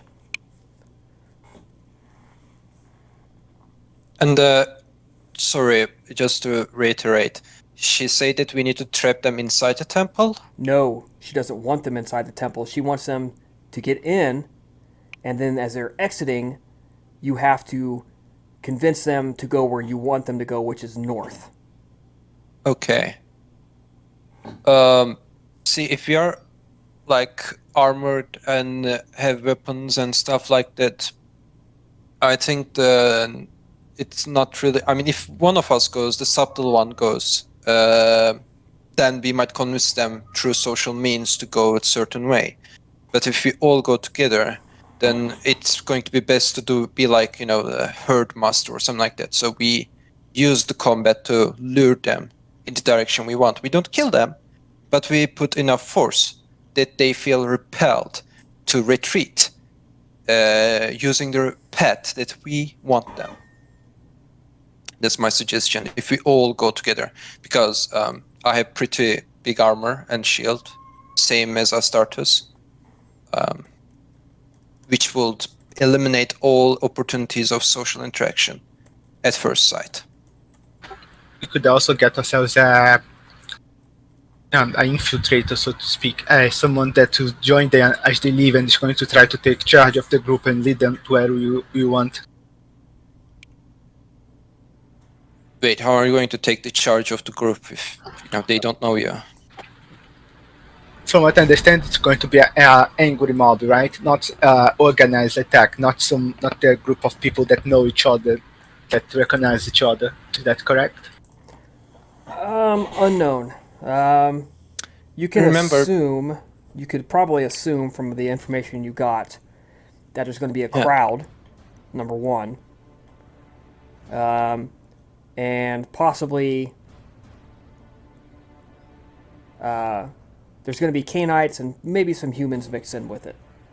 Yeah, and you can presume the Canaanites will take the charge of leading the people. They will Obviously, be they have a influencing target the here. crowd. They've got a purpose behind this, right? Yeah. Well, if I might just bring up a different way we could try looking into going about this. If you want to divert someone's route, when you can manage it, there's little more effective than having the original intended route literally blocked off. If we could maybe figure out ways to, say, scatter debris in some pathways, and such like, maybe put the appearance of threats that they won't want to deal with necessarily in the way, then we might be able to guide them at least on a few of the turning points. We may not be able to do it all the way, but I like that idea because here's the thing: if there are some Knights inside the group, which means time is of essence, because they will want to get back to safety after accomplishing their goal. So my question is to you, Chris, auto character. Is there a item, object, or like a building, whatever you name it, that would bring enough delay to their plan if it blocked the road that they would prefer to just take a different route because it would be faster, essentially? You could quickly take some of the merchant stands that are up, like open the kind of like tents and little display tables, little crates, and you could quickly make a little barricade, a very messy you're going to piss a lot of people off, but you could dismantle some stuff pretty easy and throw it in the way. It would be the work of 30 seconds or a minute. Yeah, the goal would be not to blockade it permanently, but rather blockade it in a way that it will take long enough. It's going to take long enough for them to clear that they will just go, nah, fuck this. Let's just take another road. Yes, obviously 30 seconds or a minute. That's not going to hold up to an assault, obviously, but it's going to be oh shit, the route's blocked. Go somewhere else. Yeah. We just need to give enough encouragement to the crowd.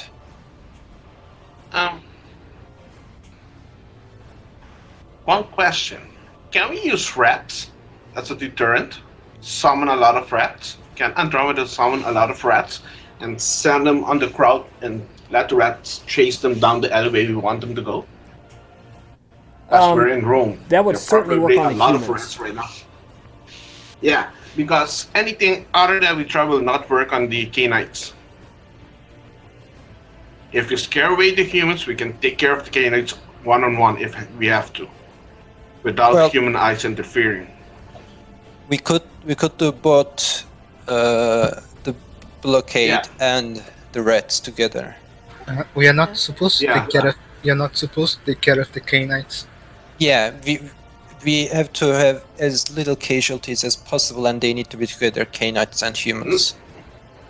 Yeah, but we will have to expect that the Knights will not take this lying down, so a confrontation might be inevitable in this situation. But we are have to not prepare for it.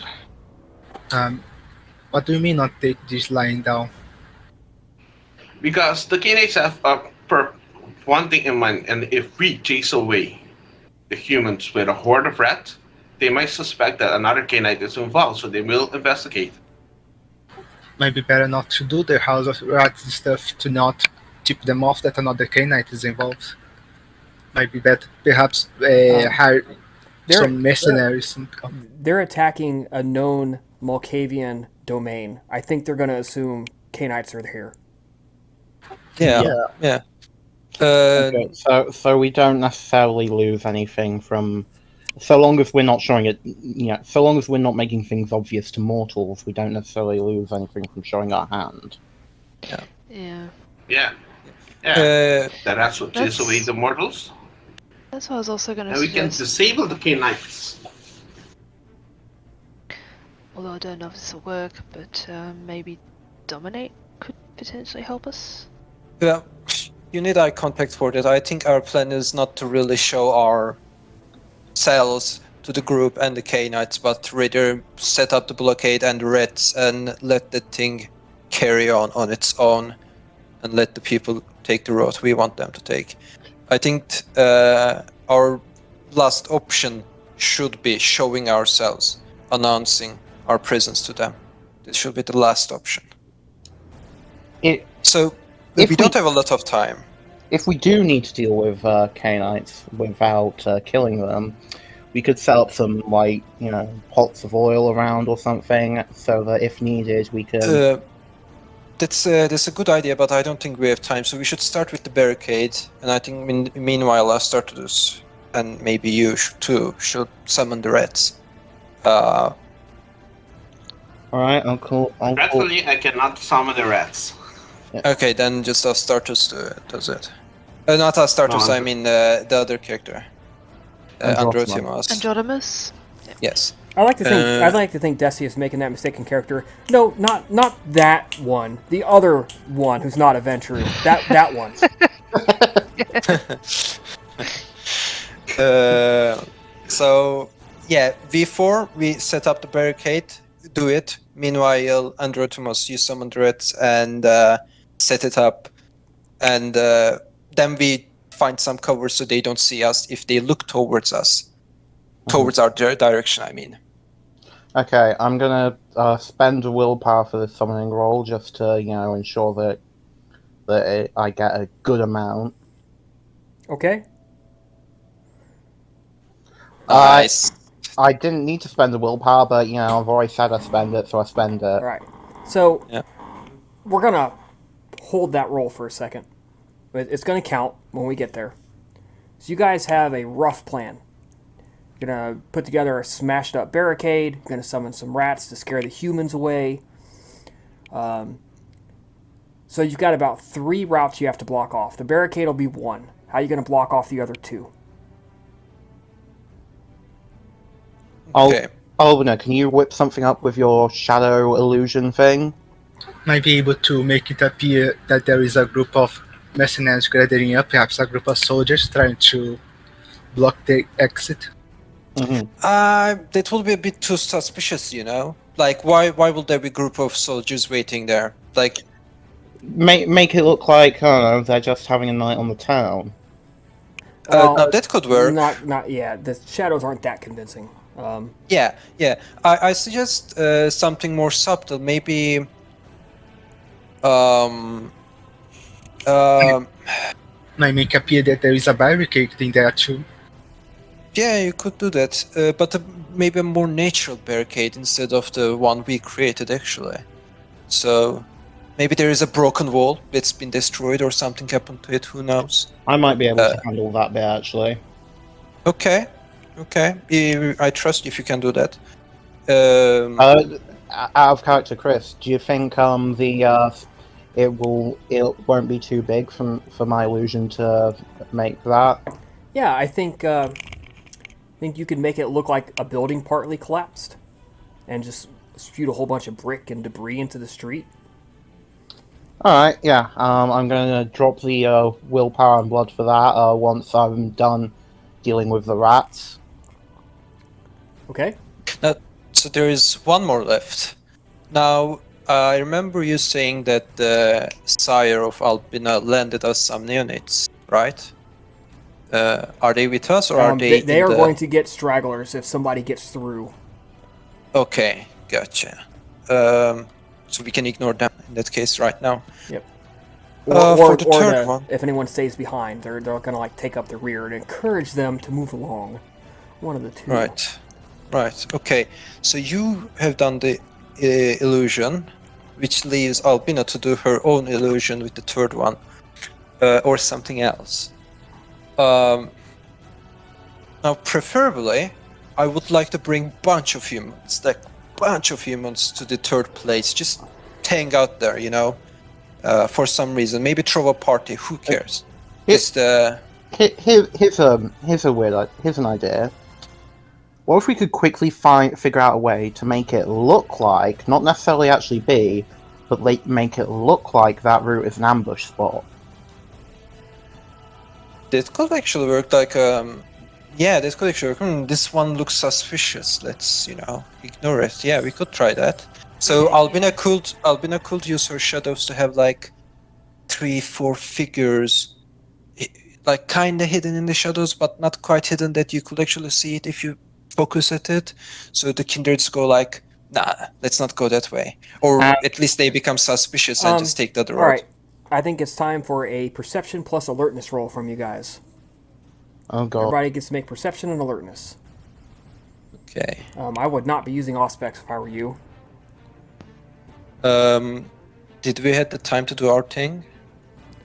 You've been discussing strategy, and you have to let them get in the temple before doing anything. That was the plan. Otherwise, they get suspicious. Yeah. Perception alertness. Difficulty? 6.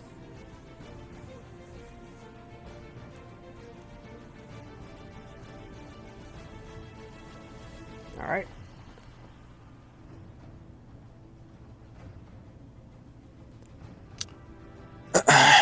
So Deseus and Labiena, the two of you guys are all standing around debating. Let's do this. Let's do that. We have rats. We have barricades. And you're spitting ideas all back and forth. And you come up with you've got two good ones for blocking off two of the three routes that they would be trying to escape from here. And you start hearing screams and shouts that are out of the ordinary.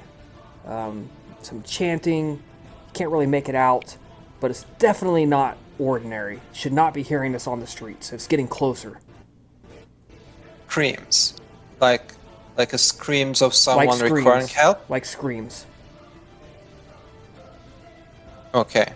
Loud. I meant it. Loud voices. Very loud. Okay. Ah! Rah! Rah! Roars, cheers, chanting. Rah, rah, rah. Shouts. Rah, rah, rah. Okay, Ha, okay. ha, ha, ha, ha. And it's like echoing, and this was not here when you started, and it's getting closer. Okay, so they are approaching. We need to make a decision. I think our plan is good enough. We do everything we discussed so far, and Albina sets up the 4 figures in the 3rd place, just to deter the Canaanites and the people from entering there. Perhaps also move around some shadows. Yes. Make it look like, make it look like there is a La Sombra there. Yeah, that's good enough. That's good enough. And if that fails, we'll have to just improvise something. Yeah, we can't make plans for everything in this short time. We made a plan and we stick to it as much as possible. Maybe that can be when the rats come in. Yeah, Maybe. maybe. So there's a whole bunch of people out and about doing their business. These are people who obviously belong here. They live here. They work here. They play here. And this crowd of people, 8, 9, 10, maybe a couple more, come pushing their way up the street. A couple of them are carrying small barrels, like little casks. Maybe 1 or maybe 2 gallons of stuff. And a couple of them have torches. And when they see the temple of the Sibylline, they break into run. They're shoving people out of their way. You hear people going, hey, watch it, hey, what the hell? And like, it's thuds as people are getting shoved out of the way, and this group rushes the temple. You see 10 of them, maybe 11, 12, hard to keep track in the dark and the crowds. They run through. The temple is shut and locked for the night. And somebody just runs up and they just bash right through it. Boom! The doors burst open. Boom! Echo. And you see there was, even though the doors were locked, there were people inside of it. It is a Malkavian domain after all. And they disappear inside, and immediately you begin to hear the sounds of shit breaking, stuff getting thrown, screams, hollers. It's time. Plan number 1, clear the people, right? That was the plan? Yes. Right? Androdimus, give me a minute. You summon, you meditate. You let out a squeak that seems to echo unnaturally through the night. And a few moments later, you hear squeak, squeak, squeak, squeak, squeak, and then 100, and then 1,000, 1,500 rats. Squeak, squeak, squeak, squeak, squeak, just come pouring with 6 successes, pouring over the walls, out of the gutters, out of windows, just streaming. The ground is covered with them. It's black. Hundreds and hundreds and hundreds of rats. And people are screaming, ah! And they just take off running at the sight. Just drop what they're doing and they run. Everywhere these rats are streaming up and streaming around Androdimus. And they all turn to look at him. All squeaking at the same time. What do you want? What do you want? What do you want? You called us. What do you want? What do you want? Okay, out of character, just to be clear, have the rebels left the temple yet? No, they're inside of it. Okay, and we're supposed to intervene once they exit, right? Correct. Yeah. Okay, so I'm just going to try and direct as simply as possible to as many as I can in a short time. When the big crowd of humans and such walk out there, try and scare them off in this direction. Yeah. Well, we can do that. Yeah. Meanwhile, the streets are rapidly clearing of people, screaming, hollering. Not a few terrified glances thrown Androdimus's way as the rats seem to be worshipping him by gathering around in concentric circles to stare at him. Well, we'll have to deal with this problem later, but oh well. Yeah, terrified glances at this obviously supernatural occurrence. Somebody has pissed off the gods, running into the temple of the Sibyl, and the rats are answering. I try to make sure my face isn't too visible. I Well, presume most. You know what? Let's see. What's the weather? Because that could make a difference. It's Andromedans are still in the temple. It is mildly raining. It's overcast, very dark, so there's no light from the moon or nothing. The only light is what is being carried with people. Okay. So you should be fine. So yeah, That's they're it. not going to see you. You're Well- at best a white blurry face. Yeah, they'll see me, but they won't recognize me. Yeah. I mean, listen, at worst, if they see your face, we just burn your face, okay? And then no one will recognize you. Oof. Technically it's correct. Not a desirable solution. Yeah. He's not wrong. He's not wrong. Just, Actually, Okay, go ahead, Labian. yeah, you go on. Oh, I was just going to say, out of character, did we end up figuring out roughly how long these guys were going to be in the temple? Oh, there was no idea. No telling. Yeah. But considering their numbers, it shouldn't take more than 5 minutes, probably. I mean, yeah. Yeah. So at this point, Labiena will turn to the others and say, I think it might be time to put the rest of our plan into action. Yeah, pretty much. Once everyone is inside and they are focused at trashing the stuff, we should set up the next stages of our plan. Yeah,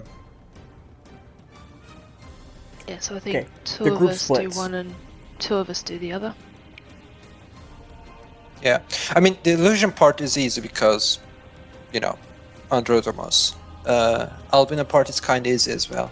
And then 3 of us can set up the barricades. Astartes, me, and Labiena. Or we can do that. Are there any movable carts that we can use? Not movable, but there's crates and like vegetable stands and Barrels? tables and barrels. Barrels. Okay. Yeah, we Well, have not all so the much things we barrels, need. but like these big clay jugs is what you see. Not really barrels. You see big clay jugs. Yeah. Fair. Yeah. I suppose barrels aren't a It's not thing gonna yet. help then. So yeah, 3 of us, we just set it up. Albina goes to the street, 3rd street, which she sets up the shadows and the illusions. And then same Androtimus does it with the 2nd street, with his illusion. So simultaneously working together while they are trashing the temple. All right. Um, So the barricade. Go ahead and spend, or you don't have to make a roll for the illusions. It just happens. You guys run over. You grab the jugs. You throw them in the street. You're grabbing crates. You're throwing them. Grabbing whatever you can get your hands on. Boxes, tables, people's chairs, stools, stones, whatever you can grab, and you're just throwing them in this untidy, wobbly, unstable heap out into the middle of the road. Between that and some people standing in front of it, that's going to be like, maybe I'll go a different route, right? Yeah. So Yeah. they bust out. About 4 or 5 minutes go by, and then you hear, you see the lick of flames, orange fire beginning to spread through the temple. And then several of them burst out the door. Notably, less than went in.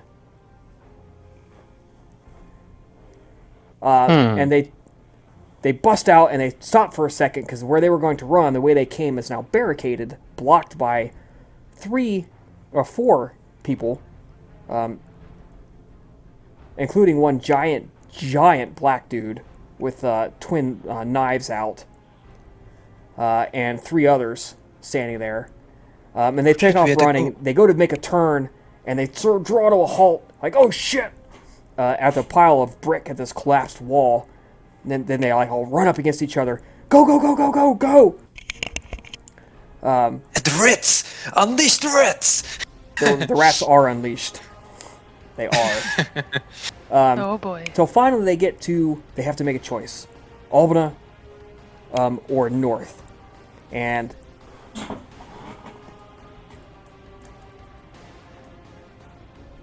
four of them break off and head towards the illusions. Fuck this, we're going this way. And they try to barrel straight through. They just like lower their shoulders, grab weapons, draw knives mostly, and they just charge. Shah! Slice, and like they actually stumble and like go to the ground and slide across the wet, slippery mud at the fact that they actually met no resistance. And they all face plant and go sliding across the ground like, ugh! You hear the wind like get driven out of them as they hit the ground. Fuck! Ugh! They have to take a second to gather their wits. Okay, my suggestion out of character, I'm probably not at that specific spot, but out of character, my suggestion is try and, like, not kill, try and, like, restrain them before they can get, before they can call out. Yeah, pretty much shadow tentacles for the win. Right. Albina, make a shadow tentacle roll. How many did you summon? And then you and the tentacles get first attack. Could I use also Nocturne to like cover them in shadows, prevent them from making see like they disappearing as they fall into the ground? May see like they are being swallowed by darkness as they fall into the ground. Yeah. Well, see, it was you're either going to use Nightshades or Nocturne because they kind of cancel each other. You can't really use Nightshades with Nocturne. So, but you can summon Nocturne now. Yeah, and try to make see like the darkness is swallowing them and covering the area. Yeah. Going to do that. All right. So your action is to summon Nocturne.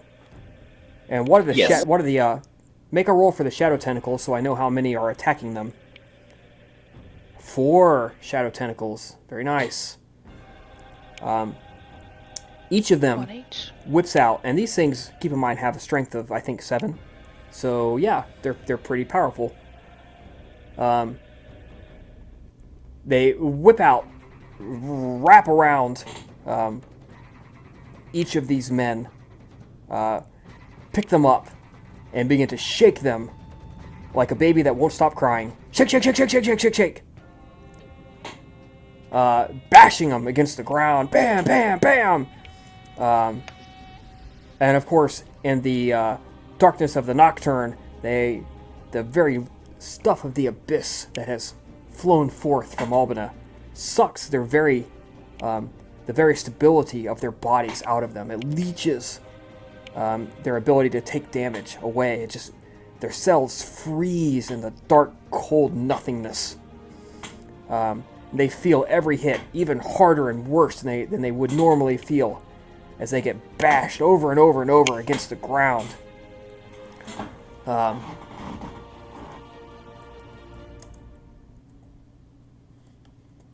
It's possible she's going to try to toss them back into the crowd, as in make it serve, the battered body serve as a warning for them to not come that way. The rest have all taken off running north. So, you take 2 of them were humans, and they get bashed into, they need medical help to live. And the tentacles throw them back into the designated escape route. The other two are vampires and are struggling hard to get out. They heal the damage. And they're spending auto blood for potence.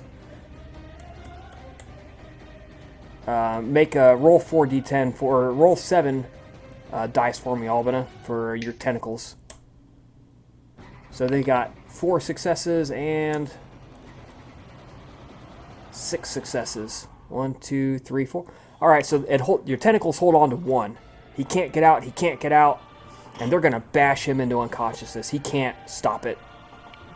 The second one, with a mighty, just shakes, he shrugs, and somehow the shadow tentacle stuff just loses him, and he slips out of it, and he hits the ground, completely blind. He now has a 25% shot at picking the right direction here, so he's got to roll 75 or above. If he rolls under a 25, then he runs north. If he rolls between 25 and 75, he runs straight into a wall and knocks his ass out. All right. Albina, you see him do this. He just picks a direction, turns, starts running, slams right into a building. Just hard. Just BAM! And it starts to crumble around him. He just smashed his face in, just ran full tilt boogie, face first into this thing. Boom! Obviously has broken bones in his face. As he staggers backwards, completely stunned at what he just did to himself. Which, of course, is long enough for your 2 shadow tentacles to wrap him up, pick him up, and begin to spike him into the ground over and over and over until you tell them to stop. Since they identifies and once they get in, she's going to have them batter them until he gets into torpor. Right, you do so. So the rest of you guys, you see the crowd running north. 4 of them duck into the shadows, chancing it. A few moments later, 2 bodies come flying out of the darkness, just one after the other, and they land in a heap of battered, bruised, bloody mess. You hear them go, oh, and they're like weakly trying to crawl. Oh God! And they've got like broken leg, maybe a broken arm, like just like trying to scrabble through the mud to get away from the severe ass beating they just took. Then a few seconds later, maybe 20 seconds, 30 seconds later, 2 more bodies come flying out, and they hit and don't move. They just land in a heap. It's obvious from the way they hit and crumple that they're not going to be moving anytime soon.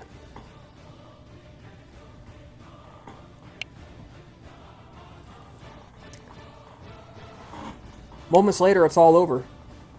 The 2 neonates come out, and they wave you forward. They drag the bodies. They grab the bodies, and they begin dragging them to the alley. They signal you, let's go. She wants to see you. Let's go. They signal us? Yes. Yeah, let's go. Come on, let's go. Okay, yeah, okay, sure. Let's follow the neonates. Let's go. Everything gets dragged to the north alley. The bodies are laid out. Some of them have been hurt badly. Broken legs, broken arms, broken ribs. There were, of the 11 or 12 that made it in there, at least 5 were vampires, because you see 3 stakes sticking out of chests. And she's standing there, and as you roll up, she's got the last person, and she has him up. She's holding him up with one hand, and she's just casually nailing him in the gut with her right fist, just whack, and she waits for him to get his, and then she goes whack, and you like she's casually breaking his ribs. Every time she nails him in the gut. And she's just like working his sides. And then she drops him. Stay. And she looks at you guys. She goes to count. She goes, is that all of them? Those the ones that we have captured back in the alley. Yes. It seems like less exited the temple than entered. Oh, undoubtedly. I am sure that the Malkavians had at least one guardian there. Too bad, they should have had more. Maybe their prophecies wouldn't have burned. Ha ha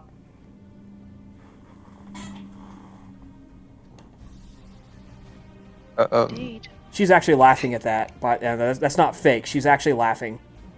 Yeah. Deseus does not flinch. He actually doesn't find it funny at all. Deseus will say, okay, what's next? Search them.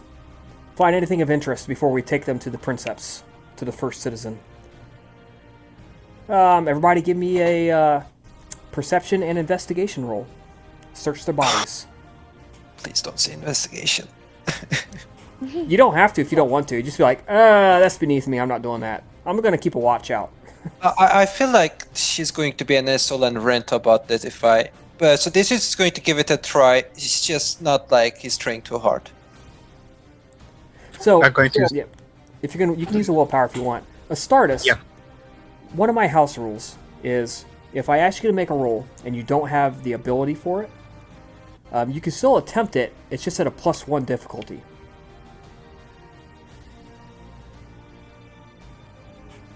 Yeah, so you can reroll with difficulty 7 essentially. Yeah, and you if there's something and you have to have the ability to do it, I'll tell you that you can't make the roll unless you have the ability. Hold on, you said that to roll perception and investigation, right? Yes. I have investigation 1. Yeah, that's fine. So it's standard difficulty 6. Alright. Yeah. I just And wanted to make sure you Yes, know. then. Alright. Yeah, and Spending a he's just- willpower. All right, one success, one spending will. success. He's just saying that you can reroll at difficulty 7 again if you want. No. Oh, okay. I'm saying I'll if be Astartes spending tried to willpower roll, as well. because he's new here, and he didn't have investigation, then he could roll diff 7. Per book rules, if you don't have a knowledge, you can't roll. Oh, okay. Oh, okay. Yeah, I know what you mean. Okay, yeah. Don't have that here. Yeah, 4 successes with the willpower. 3 for me. Right. The willpower. You guys begin searching. You're finding money, a couple of knives and such. Albina, you reach in to one of the vampires, and you find a crumpled up scroll with this. It's got some blood smears on it from the stake. It's been damaged a little bit from getting punched, and you pull it out, and the scroll has a seal on it that you recognize. And you kind of you have pulled them into an alley where the rain's not hitting it, right? So you can do this without damaging the scroll. And you're trying to get it as close to the torch as you feel comfortable doing to look at it. And the seal you see is that of one Golzar Shadi, a child of Hakim in Rome.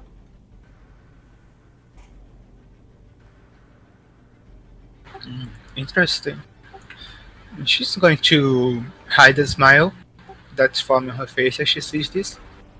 She hands it over to her sire, mistress. I believe this is a familiar iconography to us, yes? She looks at it. She says,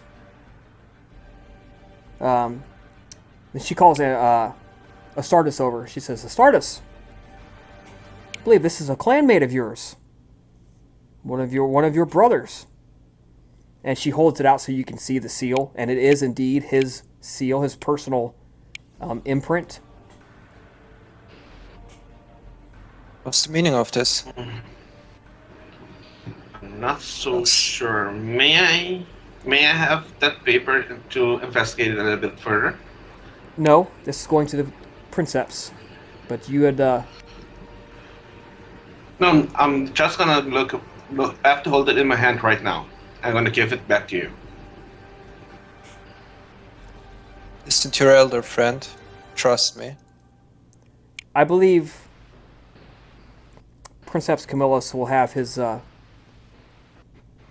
praetor Urbanus will be the one to investigate. Perhaps you should begin thinking of a reasonable explanation, because I promise you, if this is what it looks like, he's going to die. If he has betrayed Rome in any way, he will die. And the starter says that with a straight face.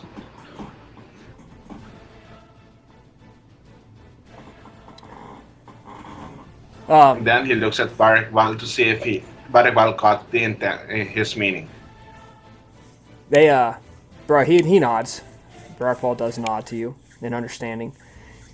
She does that 2-finger whistle that I can't do, and a couple of those neonates reappear, dragging a small wagon, like physically pulling a wagon. They begin loading the bodies onto it. Like, these have to go to the Princeps. Take them to the Capitoline Hill, to his designated facility. And she looks at all and she says, "You're all coming with me."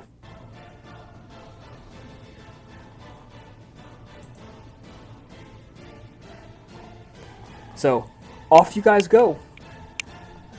You are a huge, armed, very dangerous-looking group. People part for you. They get out of the way.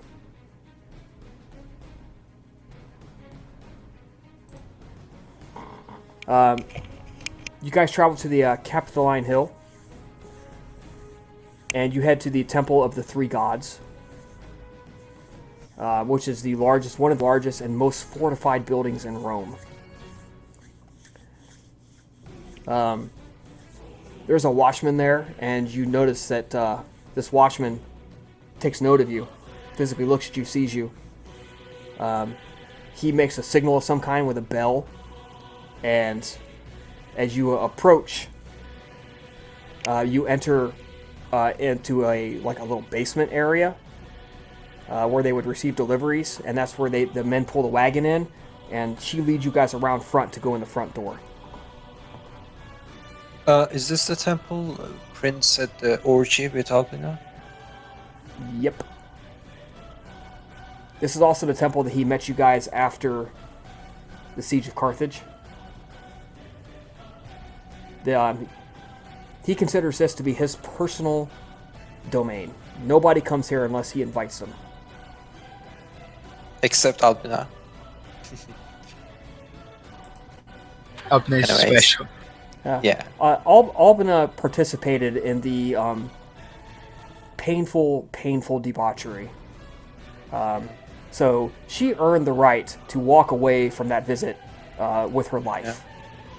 Something I'm sure Headshipsuit would be very envious about if she was alive.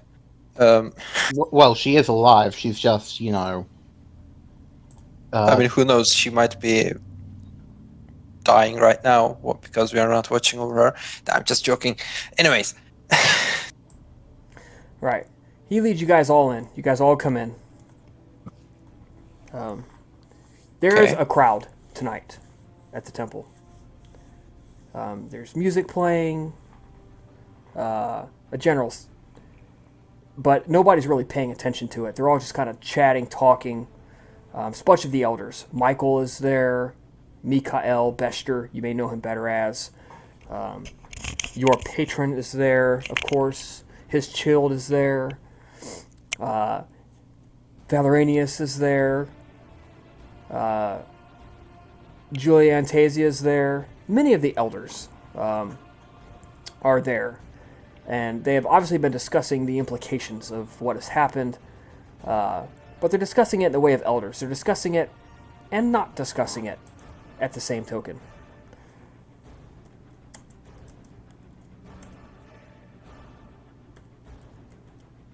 Are they like considering this as if they are playing a computer game? So there's this weird not being so serious about it. Well, they're all. Nobody ever expresses their feelings outright. That's the problem, right? Like they're all quote unquote loyal to Rome, but obviously some of them have more sympathetic leanings towards them. Some of them are like, I could support them, but it's just if only they wouldn't do X, behavior, that kind of stuff. Like so, they're all dancing around the issue. Yeah.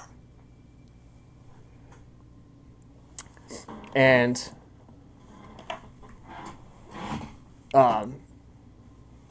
she enters, and you guys come in, and Princeps, somebody says something to the Princeps, and you see him, and he makes a gesture, and this woman in a dark green outfit comes forward.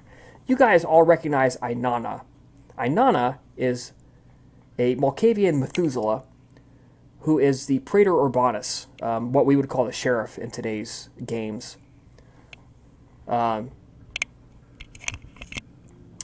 she steps forward and she says, "Scourge, did not expect to see you tonight. Thought you'd be out taking care of business." And she replies back. She says, "Greetings, Madam Praetor Urbanus. I come here with prizes. They have been delivered unto you for punishment. And I come to you with a matter most troubling, a potential traitor within our ranks. And I have present this to you." And she pulls out the sealed letter, and she holds it out with both arms to Ainana, and Ainana takes it. She briefly pauses, and then she takes it to the Princeps. And they're chattering back and forth. And if you activate Auspex, which you easily could hear, you can hear the whispers. Is this what I think it is? Whose seal is this? I know this is a Child of Hakim. It's that fucking Weaver. What's his face? The one who's always playing with the Tanners and stuff. Golzar or something? Oh, yeah, Golzar, that's it, yeah, him. Oh, well,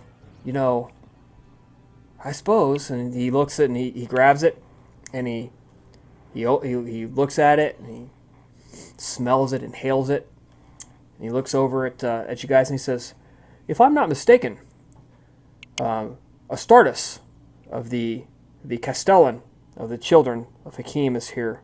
Astartes, step forward." Yes, perhaps. And he bows. In front of you, he cracks the seal, opens it, reads it. And he looks, and he rolls it back up, and he tosses it to you, and he says, "Castellan, Astartes, I wish you to read this letter. Tell me what it says." So you open it up, you look at it. It matches Golzar's handwriting. You've seen it thousands of times.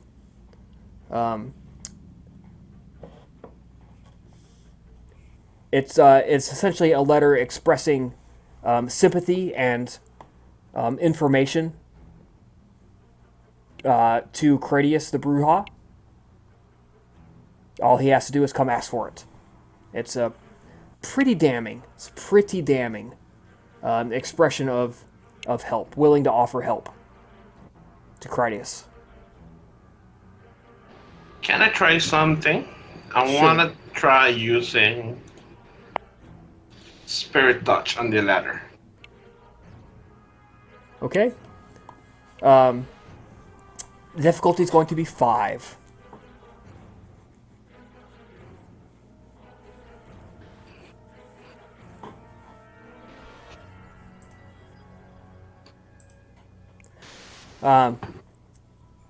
You use Spirit's Touch, and you sense your mind is taken back, and you're standing in the alley.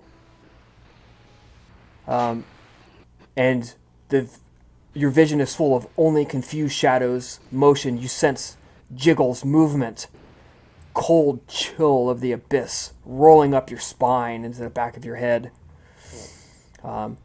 Violence as you're jerked and hit back and forth. And then pain, and then the splash of soak of blood as it touches your skin, and you simultaneously feel the stake enter you, and feel blood soak into your robes, as the vision ends and you are taken back, holding the letter. You saw the last moments of the man who held it as he was staked.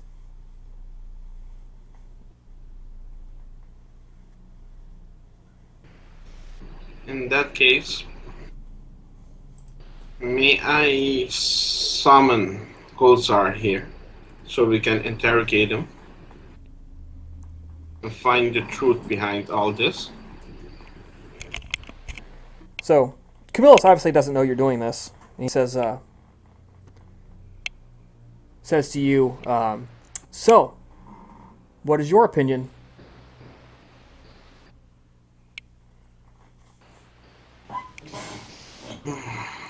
Everyone but Astartes is free to roll perception plus politics.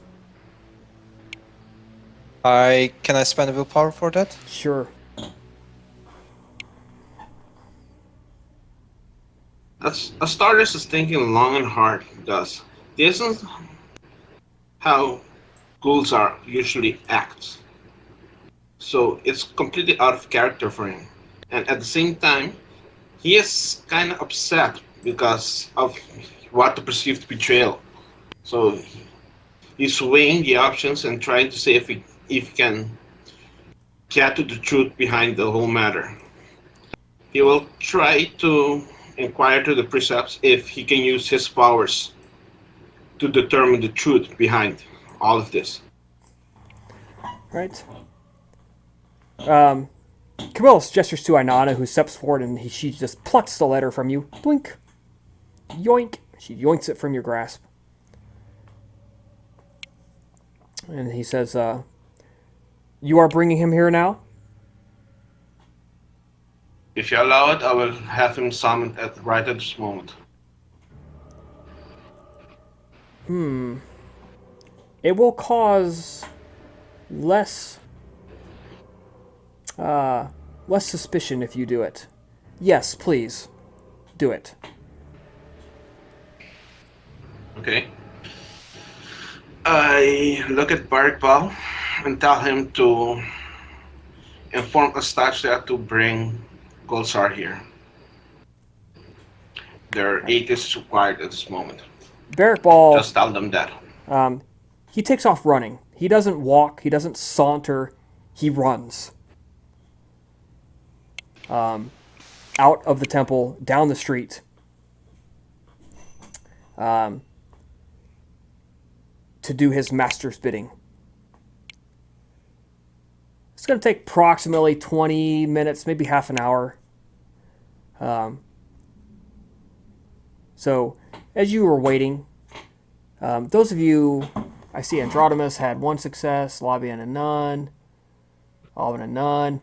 Androdamus, you're trying to read. I use a willpower, so one. one success. Right. Albina and Androdamus, you're trying to read the Princeps, and he's more open than he usually is.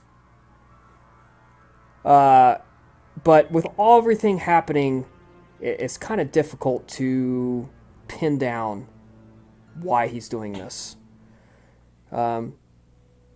After all, he could just have Inanna go get him and just kill him where he stands. But it would seem the Princeps desires a spectacle tonight. He could also be trying to handle things a specific way to try and test the waters for any other traitors. He could. So they takes about half an hour or so, and eventually they come back, and Astartia, who you recognize with her single eye. The other eye been gouged out, of course, and her face is all lumpy.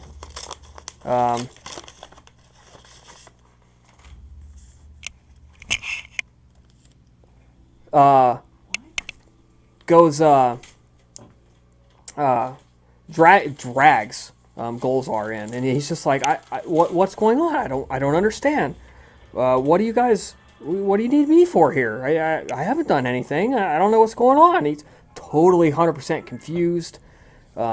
His feet normally clean or filthy. He doesn't have his bird with him. She's just like dragging him in. Barrack Ball's with him. He's winded. He's very much out of breath. Oh God. Oh. He goes off to a corner where he's like, I need some water. Like, yeah. He's not used to this much running.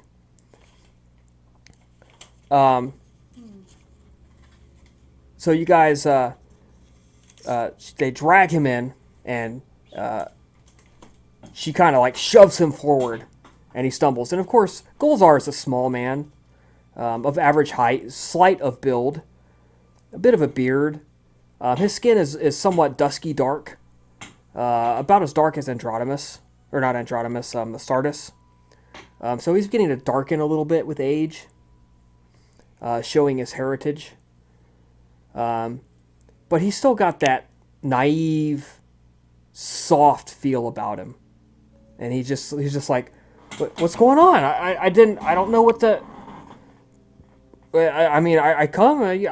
What do you need me for?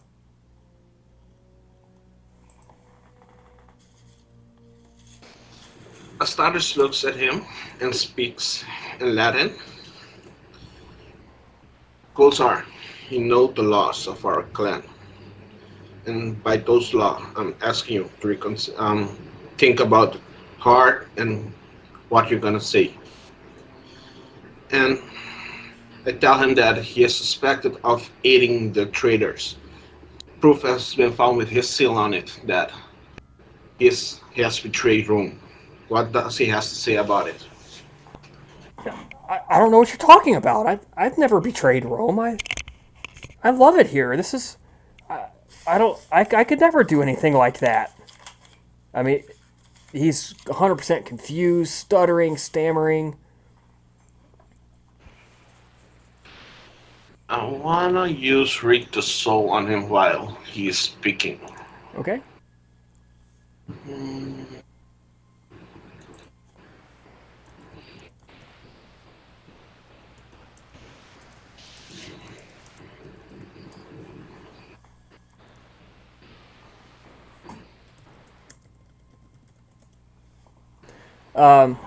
So confusion is obviously permeates his aura. Fear, of course.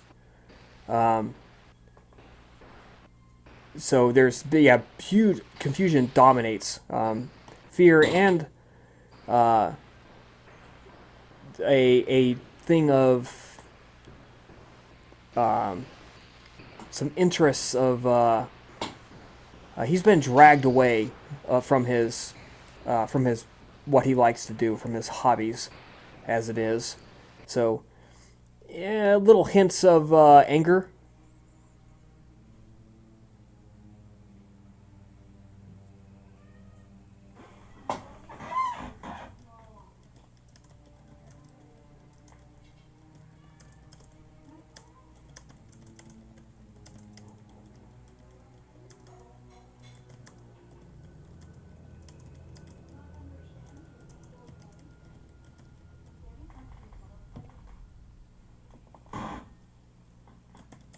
But so, obviously, from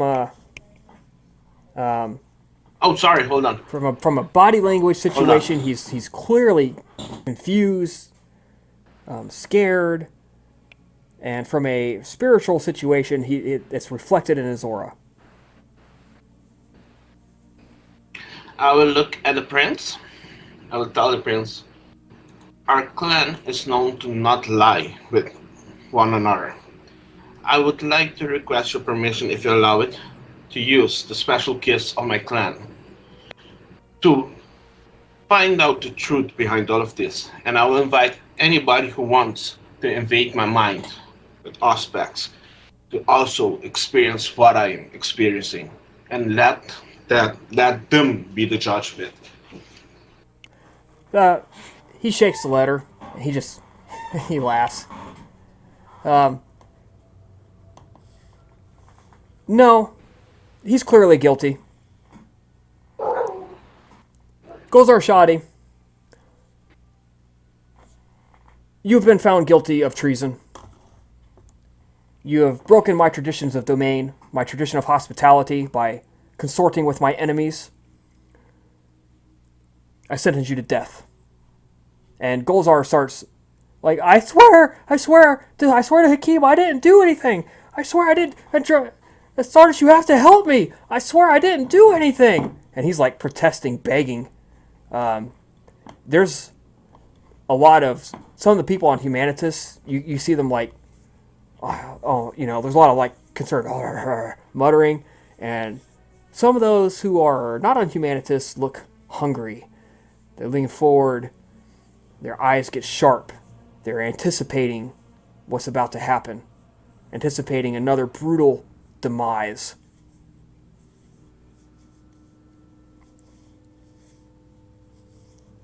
And Camillus looks at you, Astartes, waiting on you to respond.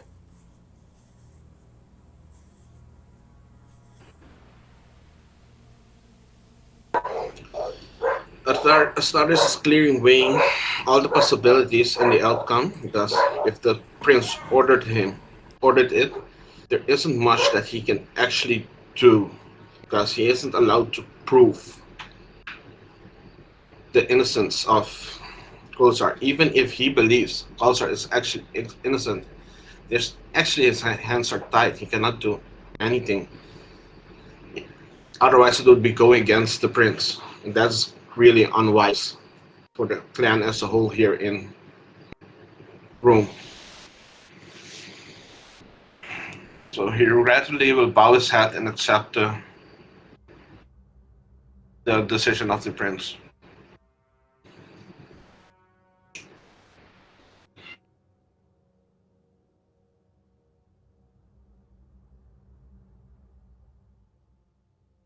Okay, so he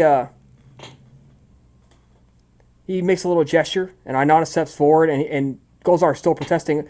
Well, I swear, I swear, I'm innocent. I didn't do anything. You guys got to help me. Yeah, you got to help me.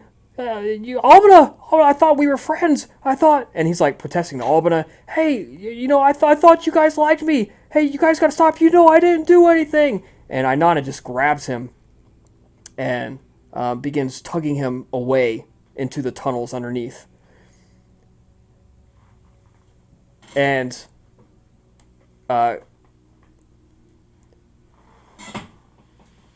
Camilla says, I sentence him to death by combat. Let us all retire and watch the punishment. And everyone begins streaming down into the basement. They go down the steps into an area underneath the temple itself. I approach the prince. As he is a child of Hakim, can I let another child of Hakim be his opponent? That way we can clean this dirt upon our name.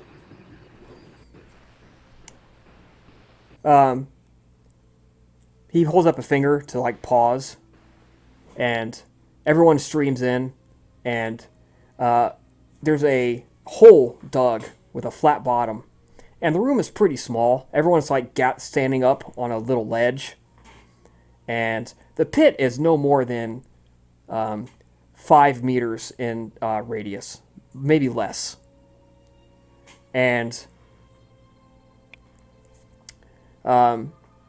she picks Gulzar up and just one-handed throws him into the middle of the ring, and he lands in a puff of dust. And Camillus holds up his hand and he says, my distinguished visitors, guests in my domain, loyal members of Rome, Astartes here requests that a member of his own clan be the one who delivers this punishment.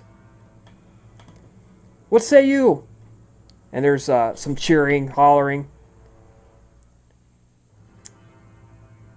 And he seems to be considering, and he looks and he says, well, who do you name, Astartes?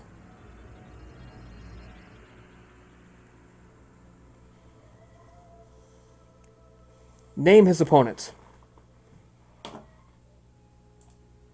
I look at my sister and nod at her and say, I name Astasia, a judge of Hakim.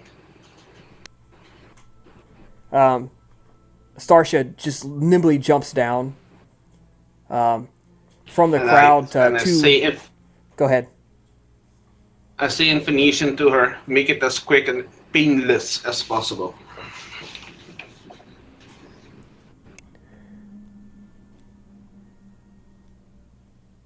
And I say a quick prayer to the goddess and to Hakim. Some swords get thrown down in there, and Golzar picks it up, and it's obvious he has never held a blade in anger, ever.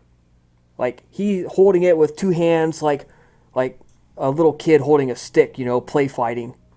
And he's like, his hands tremble, like he has no idea what he's doing with this weapon of war in his hand. And he sees Astardia advance on him, and Camillus holds up and he says, let the betting begin. And there's immediately bets being placed on how long he's going to last. One guy's like, 2 cuts. I bet minor boon on 2 cuts. Another guy's like, no, he will last at least a minute. Another guy's like, no, 30 seconds only, 30 seconds. She'll take his head in 30 seconds or less. And there's like, they're betting boons and stuff as excitement builds.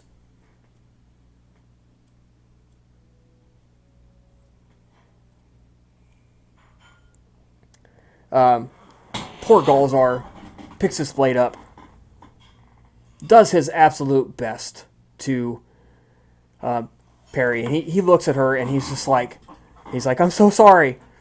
And you can see he's determined.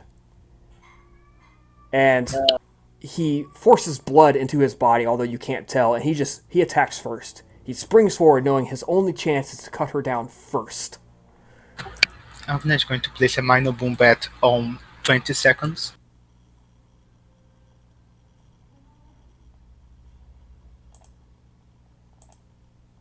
I have to see what his fighting stats are, which is going to be very poor.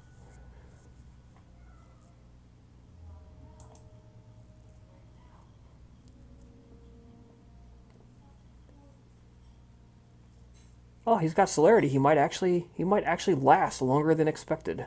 No, he has no melee either. So yeah, he's fucked. Are you going to make a roll? I'm just deciding. She's going to have at least 3. No, let's say 4 celerity. So yeah, all right. I think it's going to be 1 cut. 1, 2, 3, 4, 6, 7. Let's see, 1, 2, 3, 4. So 5, 6 D10. All right.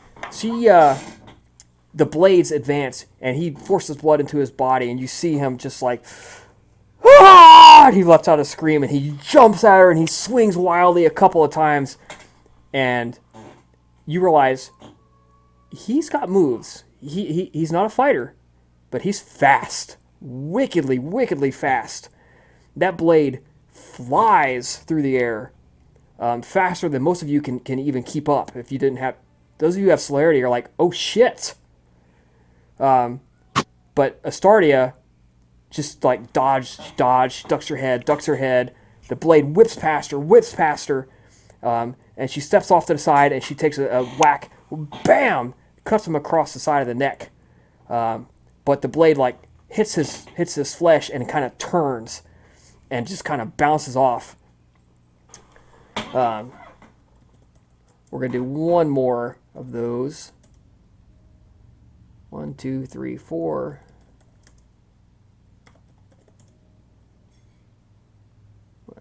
Is this the woman attacking or the man? That's the woman. All right, yeah, she hits him. she dodges, and she flicks forward, and the blade flicks. Whack, whack! Again, no damage. Just bounces off of him. And he backs up, and the blades come and clash again and again.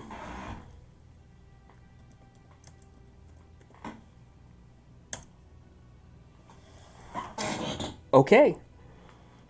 Second round, though, the blades clash again and again, and in 10 seconds after the fight starts, he trips over his sandals, and she turns around and she grabs the hair on his head, and takes the blade and just jams it straight through his throat, and then turns it in a clockwise motion and just cuts his head off. Just whack! And his head just pops off in her hand.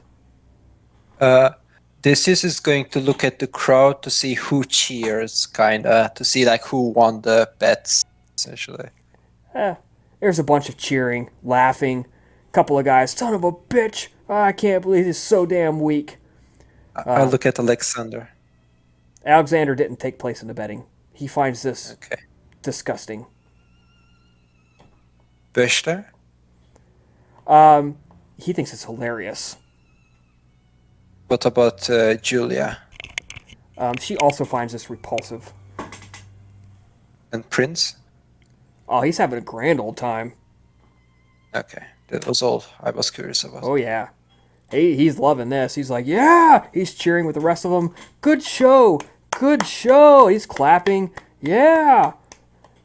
Can Deseus, because he's also intro, can I make a roll to see if Prince has changed slightly towards a bad, like, verse state with his pleasure, essentially? Nope, you are not on the road to sin. You have no clue. Okay. So I can't really know if he's deranged even further mentally. Nope. Okay.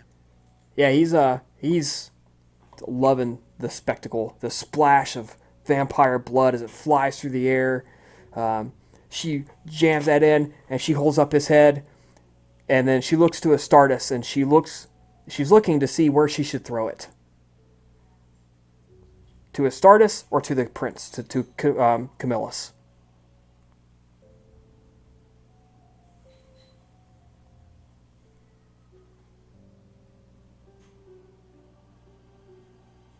Gonna miss something?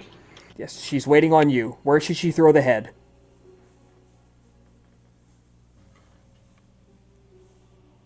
Throw it on the ground. So you But look at the it's a ground. vampire. Go ahead. If he's a vampire, isn't the head supposed to be turned to ash? It's Depends rotting. on age. It takes a few moments. Okay. And then I'd look at her and say, offer it to the prince.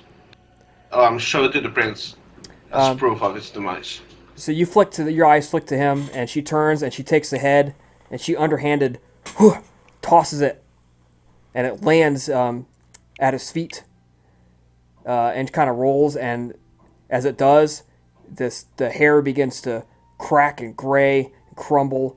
The skin begins to flake off, and the body crumbles into a thick, greasy ash, contaminating the clothing. And leaving a little bit of jewelry laying there on the ground. And she leans down, she cleans the blade off, collects Golzars, and leaves them leaned up against the wall, and climbs out of the pit.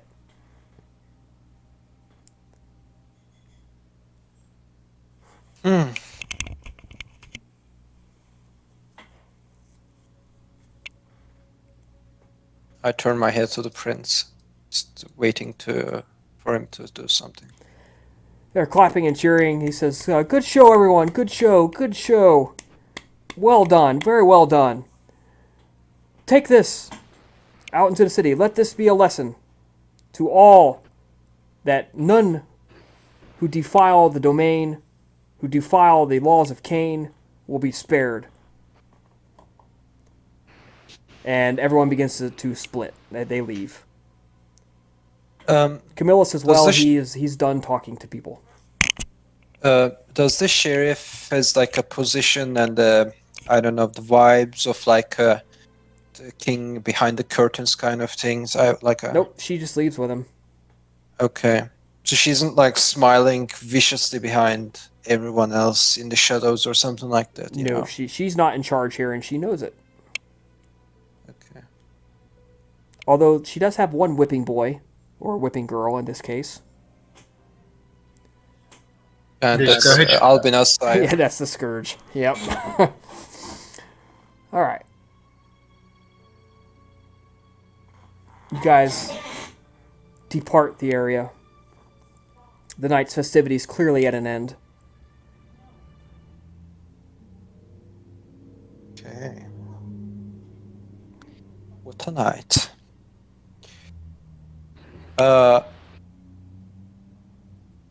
When we are going towards the house or group haven, Deseus will just say, and I assume at this point Albina's sire has left us. It's only the coterie Correct. left. Yep. So, yeah, so Deseus will just say, well, Astartes, I honestly don't know what to say. It was certainly an unexpected situation, and while a part of me wants to say that I feel sorry, he was also accused of treason, so I can't really say that.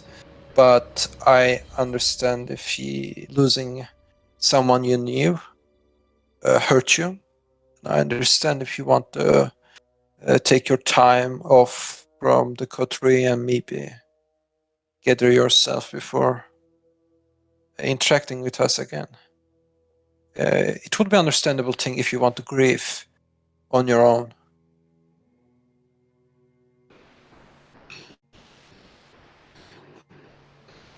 Astaris takes a deep breath and you see that he's clearly shaken by this whole ordeal.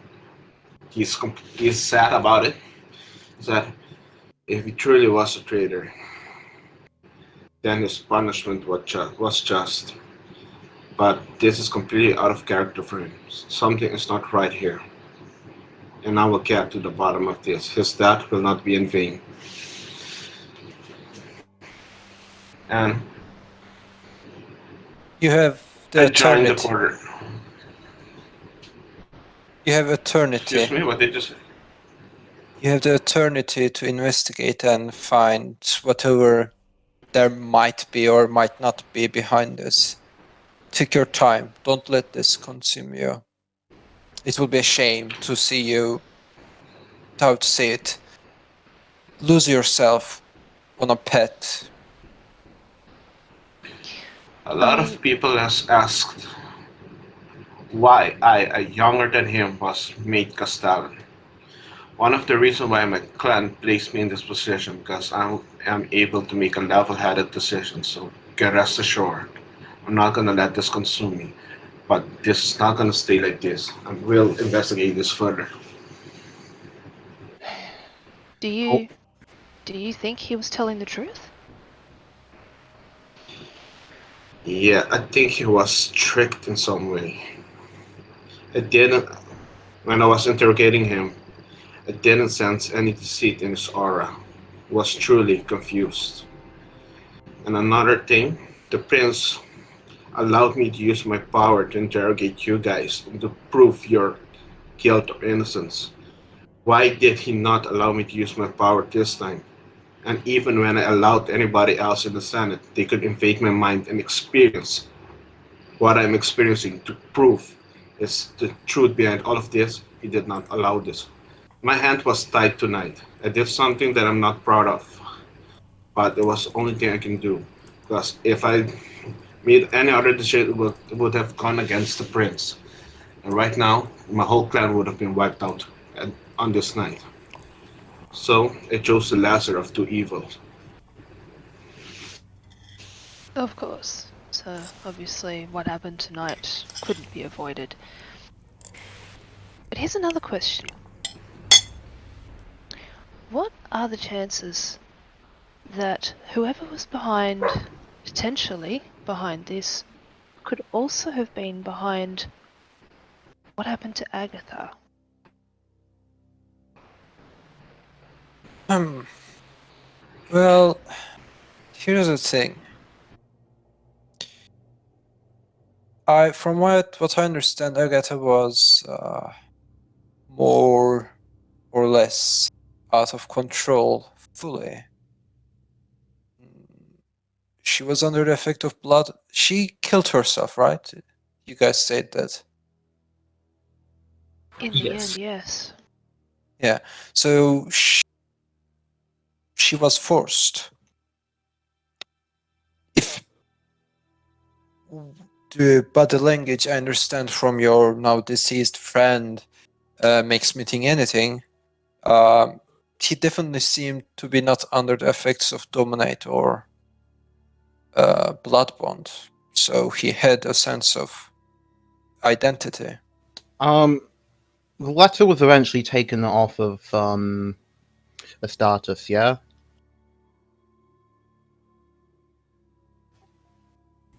Say that again? Excuse me, what did you say? Was the letter in the end taken away?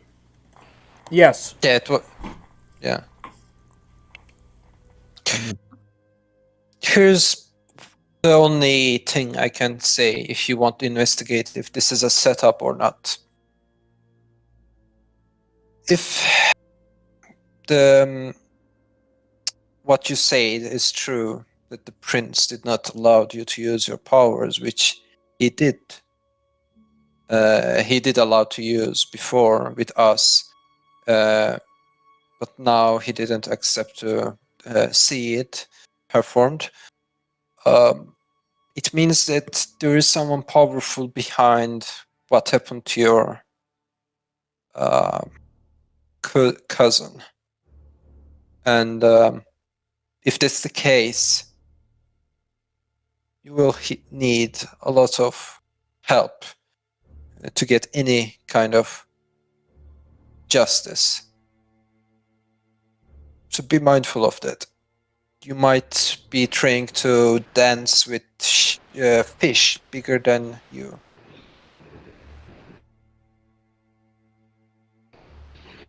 Can I get...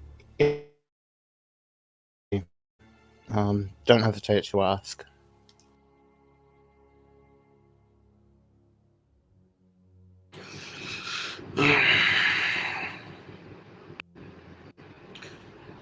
I will not make any rash decisions at this moment.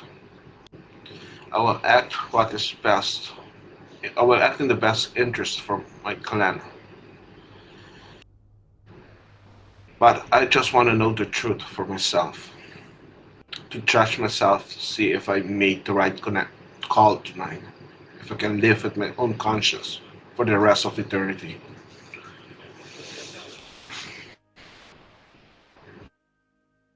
We understand.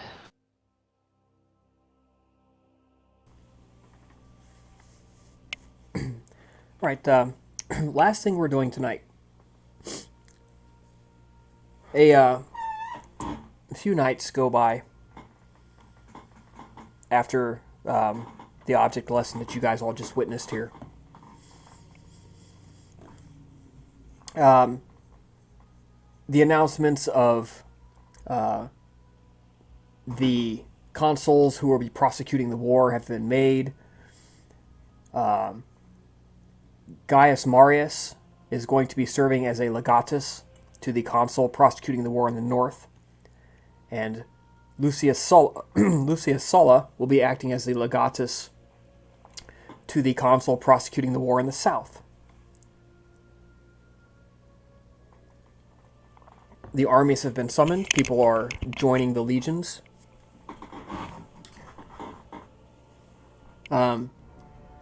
Deseus.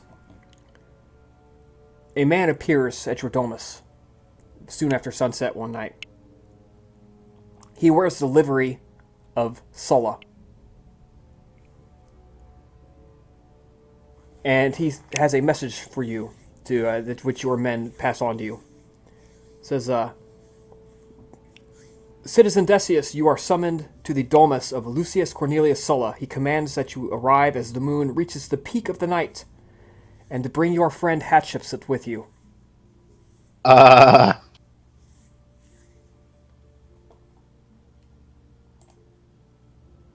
Okay.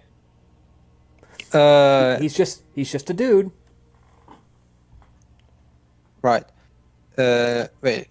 Do I know him just as a dude or as a politician dude? I mean, he is one of the most famous and powerful men in Rome alive today. Okay. I just asked that because you said he's just a dude. More in terms of he's not He's supernaturally not a aware. vampire. Yeah. Here's the thing. I know this stupid setup Deseus was put in, and he actually took the bait. So, going back from the mistakes made in the past, I'm just going to make an how to say it, a judgment of the situation, and politically think about this invitation and how possible this is to just lure out myself and headship suit for a possible retaliation. So I don't know. Can I make a roll for this to Sure. see how suspicious this is? Intelligence and politics. Difficulty 6. Okay. Intelligence and politics, difficulty 6. And I will spend the willpower to not sign my contract of debt.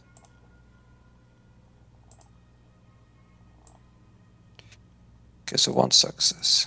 1 success. It would not be wise to anger a man of Sulla's caliber and power. Okay. And he said when the moon... What Midnight. was it? When the moon...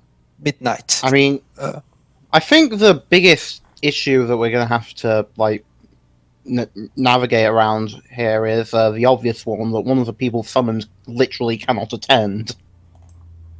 That is not completely true. She can attend, she's just not going to be conscious to the meeting. Yeah. You're just going to Yeah. explain it. Here's what I'm going to do. If the time allows, I will try to meet with my patron immediately. Even if I can't give a notice to him, I think this is important enough that I can just immediately go to his place to possibly meet with him. Sure. You got time. Yeah. You go to your mentor, not your patron. Yeah, we can do this. I can go to my mentor as well. Says, well, what's the problem? Yeah. Mentor. I got an invitation tonight from a well-known, famous, kind politician. He's inviting me and head Shepset, who you might already know that is in torpor, to meet with him at midnight. And this is a very weird situation. Going from my past mistakes, my stupidity, naiveness, I've been lured out by a politician before, by invitation of similar kind, and now I am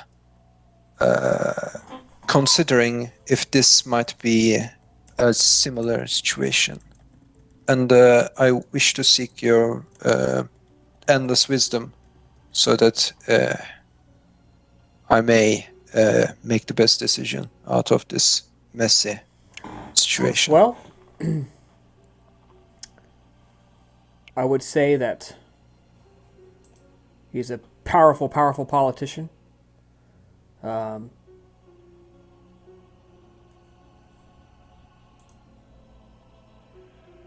He's a... It'd not be wise to anger him. He has not summoned you during the day, so that helps. That's helpful.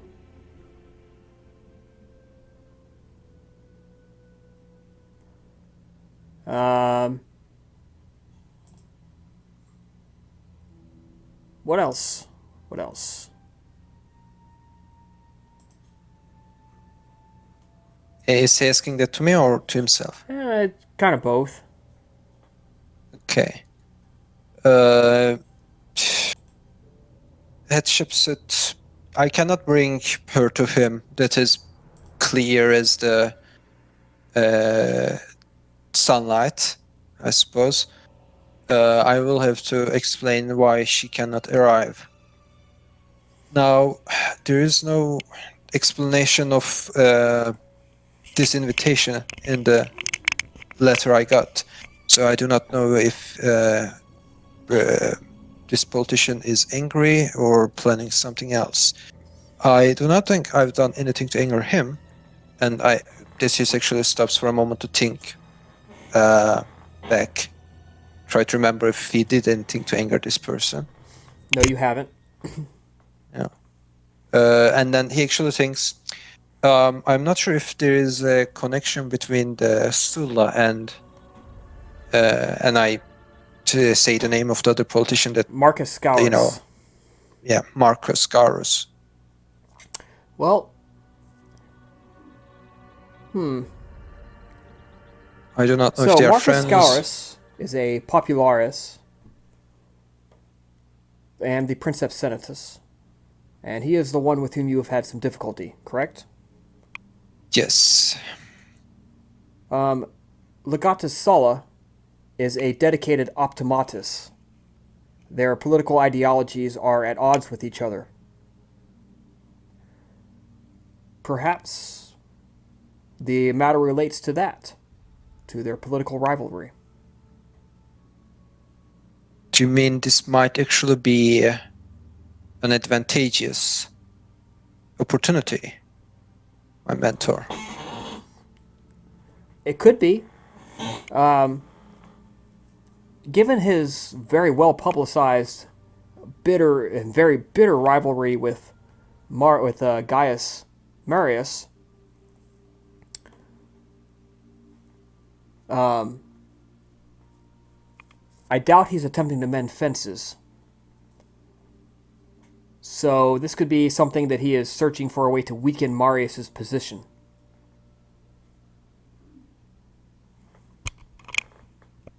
After all, Scaurus and Gaius Marius are longtime allies with each other.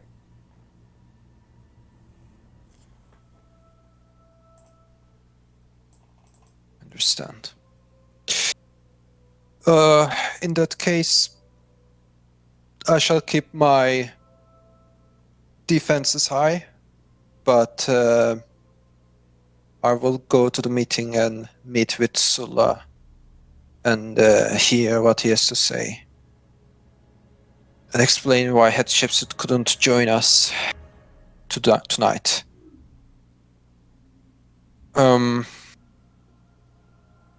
I thank you for your help, my mentor. Your wisdom has helped me yet again. And I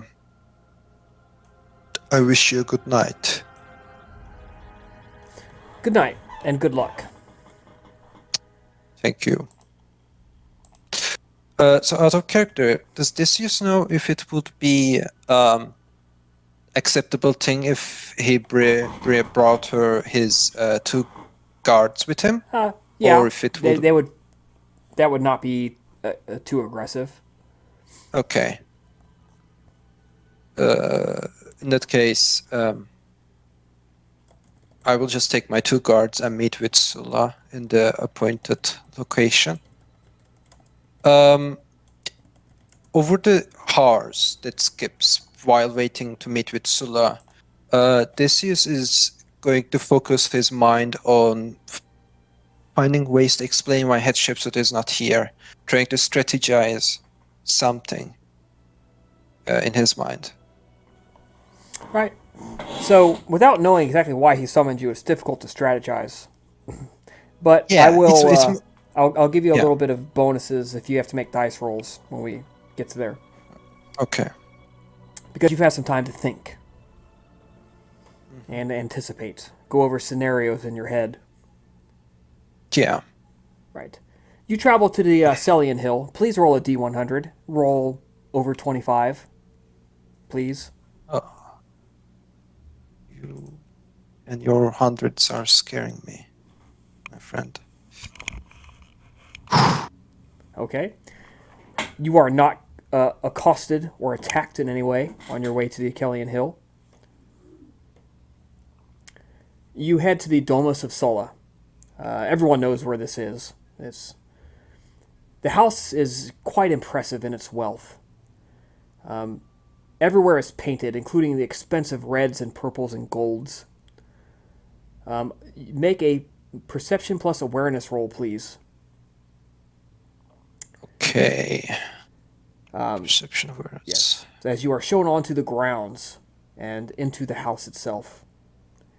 There's marble, gold everywhere, battle trophies. And the moment you stepped onto the grounds, you feel watched. Like something's in the shadows. You just can't see it. No matter where you look, no matter up, down, left, right, no matter how hard you stare, you can't see it, but you feel like somebody's watching you. Okay, that's like going to raise, metaphorically, raise the hair behind my back, but I shall proceed as Your men planned. are wait outside in the atrium here, while you are shown into the inner areas. Of course. You notice in a few spots there's some strange symbols that are not Roman or Greek.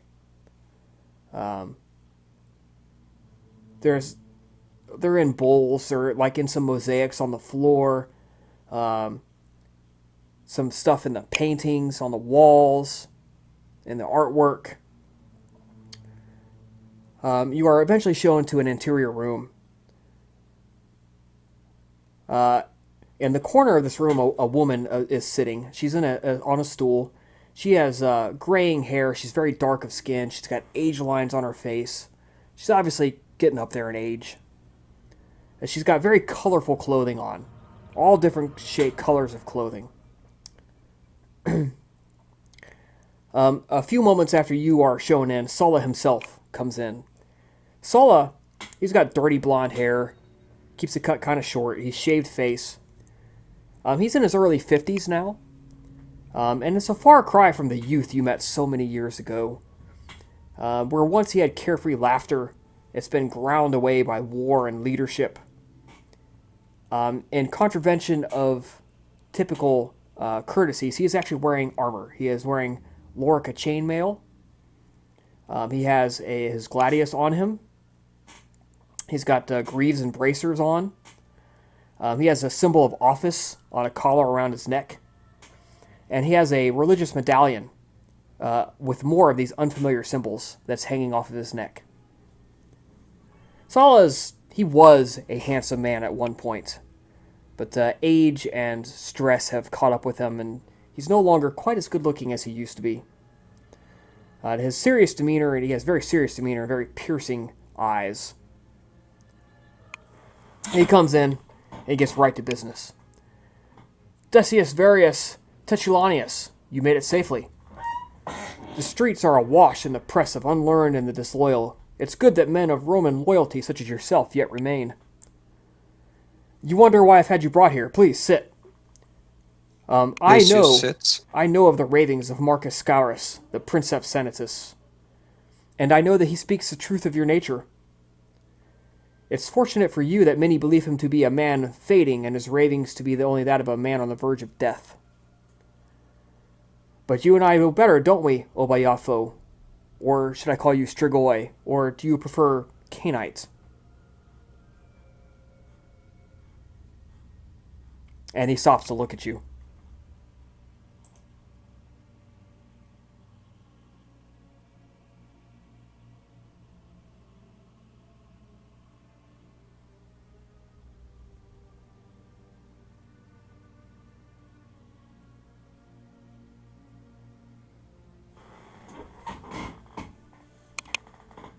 He's staring at you, Deseus.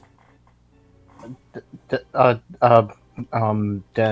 has to deal with something. Okay. Well, that kind of sucks.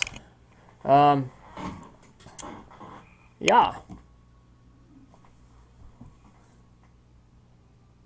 Well, the rest of you guys are still dealing with the aftermath of the execution. I'm trying to answer some stuff on private chat here as we go, so apologize for being a little bit quiet. So I'm trying to juggle a couple of things going here. Here's a thought. Might it be good?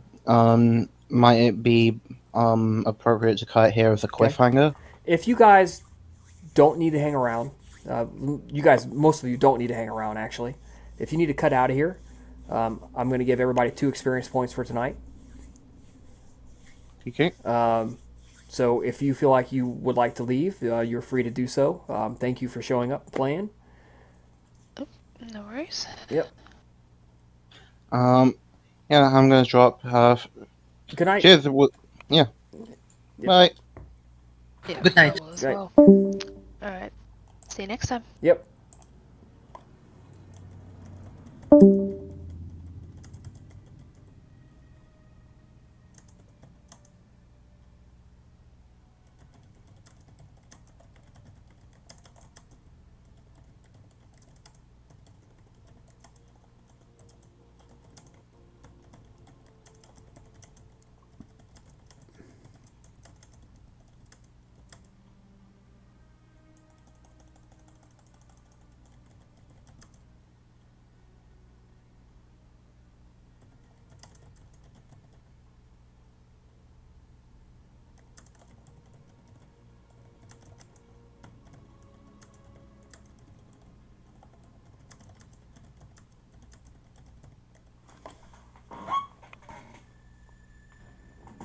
My film Miller needed Okay. help.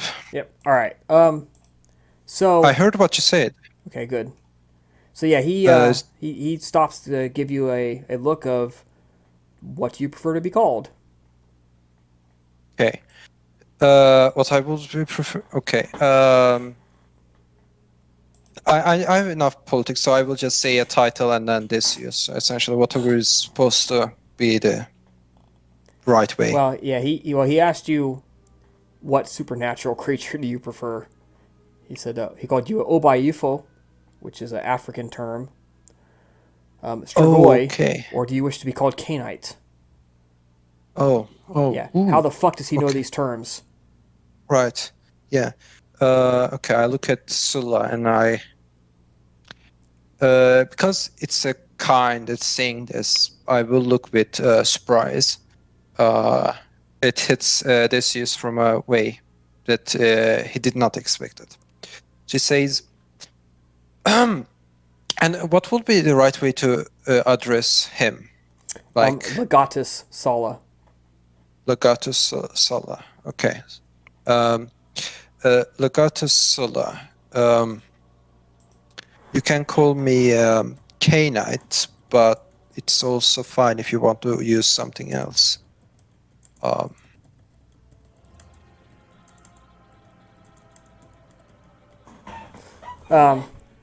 No, he says, okay, Canite Deseus. Canite Titulianus. The boy I was is no more. I remember you, and I remember Hatshepsut, and the rest of her friends. I confess to being disappointed that she's not here. Oh well. I guess what is relevant is that we can help each other.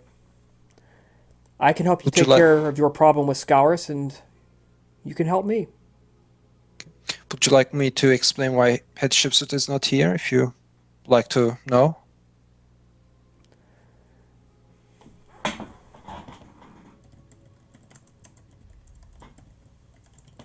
Did you hear me, Chris? I would like to hear. I would like to know.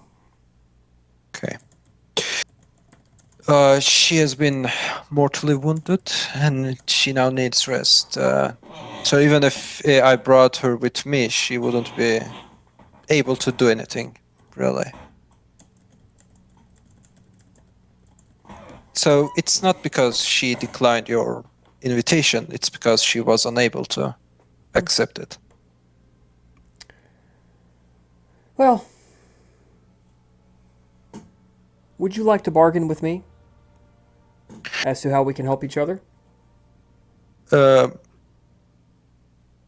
You are a powerful person, and I certainly have a trouble. And there indeed might be ways I can help you. So yes, I'm open to hear what this is about. The Populares faction grows strong. I hear their negotiations. They seek to reward the rebels and fully capitulate to them, to grant them full citizenship. No punishment. Among their strongest supporters is a jurist named Deseus Helvius. As a token of what you can do, to start with, I believe Deseus Helvius needs to be humiliated publicly. His credibility needs to be stripped from him. He is very popular with the public. If his credibility is destroyed, then his use to the populares will also be destroyed. Prove that you can be effective instruments and loyal, and I will return that loyalty. I desire to strengthen our immortal senates and to reclaim that which is Rome's birthright. Chris, can you write that name? Because I don't know how to type it, so...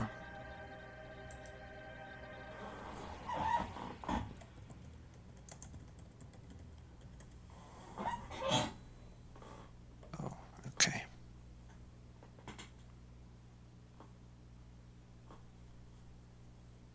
Okay.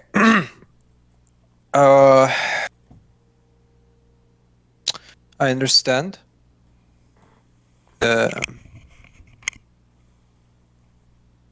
It seems like a fair deal to prove myself before we truly commit to this trade. And I will do it. Very good. Rome rots, and the rot must be cut out. The populares must be shown their place.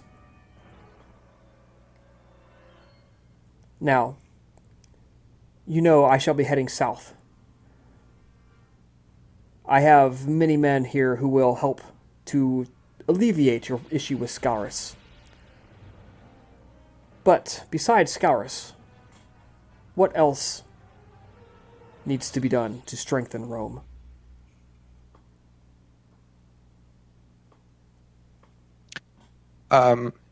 He's asking you what else you need done. Oh, okay. Personally. Shit. Okay, give me a moment, please, to consider this. Okay. Does he mean like what needs to be done for myself or for Rome? He asked, what will help to strengthen Rome? What will help you to strengthen Rome? That's what he specifically asked. Oh, okay. Fuck. Can you give me some tips? I don't really... Because this question came out of nowhere, so I wasn't prepared to answer to it, really. I'm pretty sure you have somebody who hates your fucking guts in Capua. Do you mean the... I mean that elder, Kayatola. Kayatola. Yeah, the one who 2-point blood bonded your client.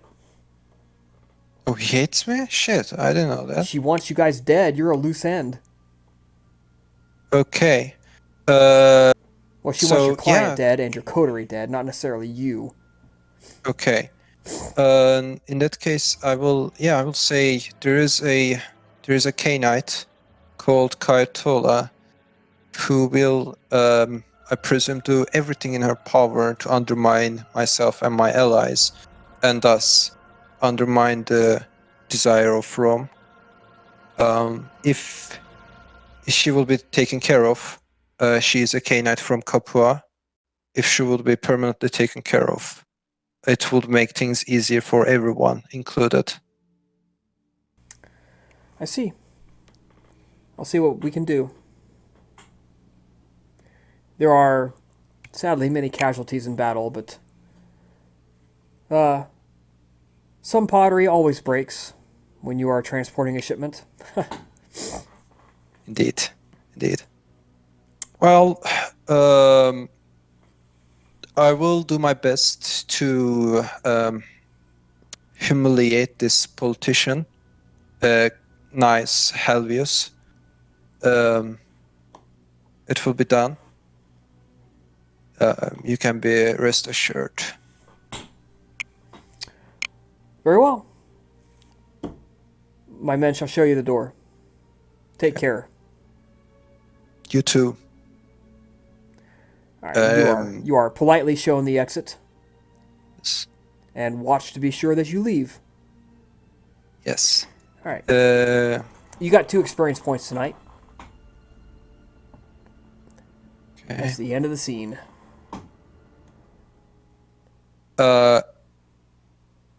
Can I increase my leadership? Yeah, you came up with you did some leadership stuff tonight. You came up with most of the plan to redirect the rebels. Yeah, I think that merits it. Okay. And oh, go ahead. I don't think anyone was speaking. Okay. And can I raise my subterfuge? Yes, you can. Okay, so that's gonna be. Now I got all the social talents at 3 except intimidation. All right, guys, there you have it. Session 98. Some things happened that worked out very well for them, and some things happened where they need some more guidance. That's okay. That's the way things are. So I hope you all enjoyed it. Want to thank you for those of you who listen all the way through, as rare as that is. Hope you keep enjoying it, and have a great evening.